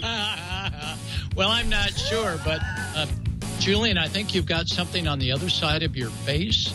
Julian had a little problem with one of our cats, but he'll be okay. This week in computer hardware. So how did you get 8 hours of battery life out of it? Well, we turned Wi-Fi and Bluetooth off, and we played a video on the DVD. No, we had it actually it cached in main system memory. And I just remember being like, and let me guess, screen 50%? Well, it was more like 25%, which we consider usable in a reasonable office environment. Tech news today. The Nokia Lumia 920 is shipping first to Rogers in Canada. Wait, go back. It's Canada first? Canada is now Canduda. Like all. That was terrible. You heard me. It's just mirth and merriment all I love how she made up a thing that's not real and then turned it into a thing that's also not real. Canduda. That was hilarious. That's the quote of the week from the TWiT Bilton Network. writes at the New York Times. Follow him on the Bits blog, and I'll tell you, just look for his byline because it's just great stuff. You're doing such. What are you working on? I know you're working on a Twitter book. I'm working on the Twitter book about the Twitter story, and it's also a story about the Valley over the last decade and trying to kind of explain how this place has worked. And fascinating. Can't wait to read it. Do you have an ETA? I have to deliver my first manuscript April 1st. But that's like almost a year from now. No, it's like you don't know almost how a few months from now. Works. Yeah, but it'll be out. There's next an app year. to help you out. Out in a year from now. But what's interesting is my publisher is Penguin, and they were just purchased by Random House, and I was hoping they were going to call them Random Penguin, but it turns out that's not the name. Penguin of House. Penguin House. No, I'm really wondering. The problem with this is Twitter is a moving target. I mean, my God, this company's changed a lot. Yes, but it's the book is really kind of gonna. It's really a story of the Valley over the last decade. Do you think they'll survive? Absolutely, without a doubt. Irrelevant of any of my skin being in the game because of a book, because it's really not, because this is more of a history. Yeah. I think that in 50 years, Twitter will be around. I'm not necessarily sure I could say that about Facebook. They're like Ma Bell. It's not. So, I'll save this for the next time. But yes, they'll be around. Oh, come on, why save anything? All right, so look, here's my You'll theory. have more insights before. So here's my theory. So social media was originally started to say, like, I'm eating a hamburger, I'm going for a walk. That is not what social media is today. It is people that are sharing information that they seek. It's what's happening. It's not what are you doing. It's a digital nervous system. Exactly. And I think that when you look at the fundamental difference between Facebook and Twitter is, on Twitter there is the thing called the humble brag, because people, if you say, look, I just got featured in this magazine, people are like, humble brag, you're a douche. Yeah. But if you say that on Facebook, it's like, cool, okay. That's because Facebook is about you, and I believe that there is a finite amount of stuff we want to hear about us. We want to hear about the world. Things and the world and media. And that is what Twitter is. And revolutions. Facebook is not. I love it. That's fascinating. Can't wait I always to thought read the it. humble brag was when, like, you acted like you're, like, so humbled to be featured on the front page of Time. Like, it's the humble brag is, I'm gonna brag, but I know it's obnoxious and I'm gonna do it anyway. Yeah. It's just a brag. But you can't humble brag on Facebook, because Facebook is about you. It's all bragging. but people, it's exhausting. It is considered not done on Twitter to spend too much time talking about, here's my latest. And people do that. It's spamming. Absolutely. And this is the thing. I sent a tweet about this a while back, and I said, on Facebook, you start out you start out excited, and then you get Facebook fatigue. On Twitter, you start out with Twitter fatigue, and then you become excited. It's actually the big challenge of the company is how do we get people over that hump. And they've worked on that with their onboarding process, with their recommendations, with other things. And humping. Yeah. And humping. That is Baratunde Thurston. God, I miss you. Oh, it's good to be back. Come back more often. That just happened. You just said and humping, and then everyone just kept talking. That's how it is on Twitter. We're on a forward momentum thing here. This is a show you're going to want to listen to 5 or 6 times. There's so much good stuff in it that you might have missed. I love this cast. It is a very deep, rich river of crap. And you're going to want to listen again and again. On the loop. How to Be Black now in paperback? Howtobeblack.me is the website. We've got 50% off our hoodies. So this is this it? This is not. This is. I love this. This is a vote hoodie. Hoodie vote. This is just encouraging people to vote across all communities. And please do vote, everybody. Don't listen to Brian Brushwood. It does matter. I don't mean don't vote. I mean don't vote for the Crips and the Bloods. Yeah, vote for the Crips or vote for the Bloods, because any other vote is a throwaway vote. So, if you vote for Roseanne Barr, you're just protesting. No, choose a Crip or a Blood, please. I don't actually take that position. I don't take that position. Just vote. So the latest thing I'm working on at Cultivated Wit is this yourexcusesucks.com, which is about shaming your friends and their terrible excuses into not voting. And then countering yourexcusesucks.com. Yeah, it'll be super live in a few hours. Oh, it's not live yet. It's live. It's temporarily live. There's an we're intake gonna bring valve. it down. No, you can't bring it down. Oh, I've got some really. We're not quite that's not ready a threat. to begin That's not a challenge. Like, don't try to bring it down. But we have some good. What am I supposed to put in this box? Am I supposed to say why your excuse sucks? No, you're supposed to put your email in there. You're supposed to read the page before asking I'm questions. so not into that whole reading thing. What am I, Mr. New York Times reporter? What do I do? I don't understand how this works. Where did I put my keyboard? Why do you have a southern accent all of a sudden, British man? He's from Britain. He sounds like he's from Brooklyn, and I don't get it. Anyway, great to have you, Baratunde. Great to Congratulations. be back. Always a pleasure. Good luck on seriously. Tuesday. Yes, Thank you. Where will you be on Tuesday? I will actually, because of Sandy, I will be in Brooklyn for half of the day. I'm flying back to cast my vote because my absentee got washed away. And then I'll be back in San Francisco Tuesday evening to watch the results. That's I have to say, cheers to Baratunde for flying back to vote. Good for you, man. My excuse sucks. I mean, it's not very good for the environment, but you know. I'll toast you, even though, that's it. It's like literally you're gonna burn. Think about your carbon footprint to go cast a vote that's not gonna affect the outcome in any way whatsoever. Dearest hater, let me explain the ways that I care about democracy in America more than you. Are you gonna vote, Brian? Yeah, I already voted. Yeah, I voted. I mean, newsflash, pretty sure Texas is going to go for Romney. So rather than voting for either of the two big parties, I made a big difference. I voted Libertarian. I voted for Gary Johnson, and I'm proud. There you go. Good for you, man. Did you guys see the? Did you see the graphic on the Times site? The 512 space of the White House is beautiful. It's on the homepage, and you can click By the way, another thing, I'll give you a little props to the New York Times. It's been a big challenge, I'm sure, to go from a print newspaper to a digital newspaper, but they have really embraced digital in a way that I think no one else has done. You know what was the telltale sign for me was the fact that I don't have cable TV because I cut my cable you're a a long modern time ago. person. Yes. And I actually watched the debates on the New York Times website. I watched them on YouTube. So, but it's interesting. You wouldn't think that the New York Times would be the place that you would go to watch live television. No, they were the stream of record. And they were the stream of record. This is gorgeous. So, now, is this Nate Silver's No, doing this is the or? graphics department that did this, and they've been working on this for quite a while. It's wow. Like, so it's a decision tree. So you can click on. So if you say we're looking at ways to win. If Obama wins Florida, then he wins Ohio. Then he wins. Then he wins. And if you go to the right and you say if Obama wins Ohio, then and North Carolina he wins, but there's not a lot of paths for Romney. So He's got to win Florida, Ohio, North Carolina, Virginia, and Wisconsin. Obama has 431 ways to win, and Romney has 76, and there's 5 potential And this has nothing ties. to do with stats exactly. It's just the Electoral College. Correct. But it's showing this the current. It's also based this assumption is taking the current polling. So it is. So if you go to the top, you can click on you can say Republican, Republican, Republican for all these states. That's very interesting. And really, it comes down to, as it always does, Ohio and Florida. Isn't that weird that they basically for the last few elections have kind determined of decided who our president will be? As goes Ohio, so goes the nation. Yeah.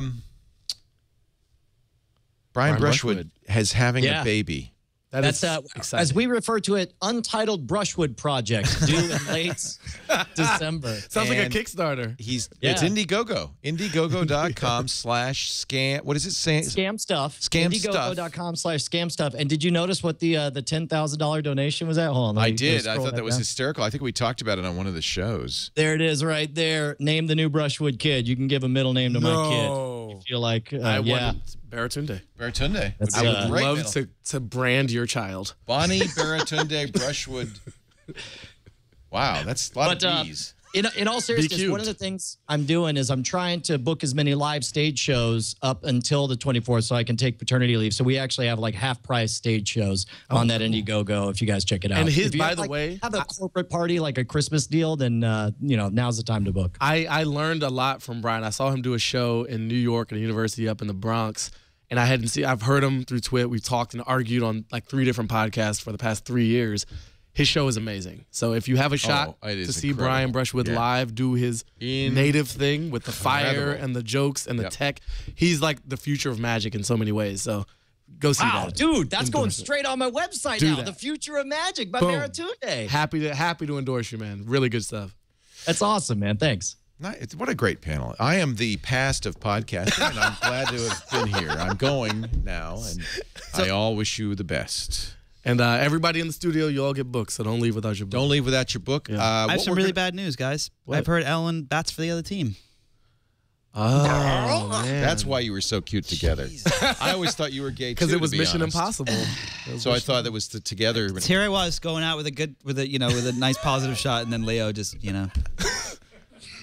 That wasn't a negative. And now he's hugging me. That wasn't negative. That was just my way of He's saying... looking through his porn goggles at you. Would you like to go to Australia? I don't go that direction. You don't go down under? Oh, that is such a rap, ladies and gentlemen. That's like 3 raps in one. Ladies and gentlemen, I think it would be a prudent time to wrap up the show, but I thank you all for being here. We do TWiT every Sunday afternoon, 3 p.m. Pacific, 6 p.m. Eastern Time.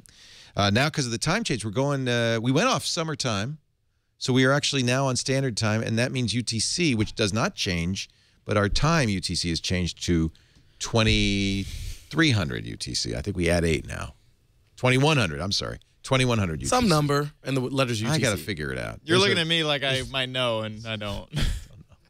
Chad Johnson's our producer. He knows it all. 2300 UTC? Okay, thank you. Plus 8.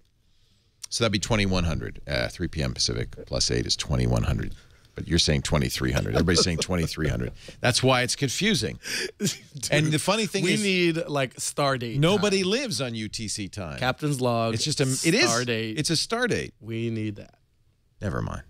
Thank you for joining us. Thank you for having us. You guys are great. It is really my favorite. One of my, I can't say my favorite because I have other favorites, but this is really one of my you can say your favorite. It is my favorite. Yeah, you can say your favorite. Score. You guys are rocking.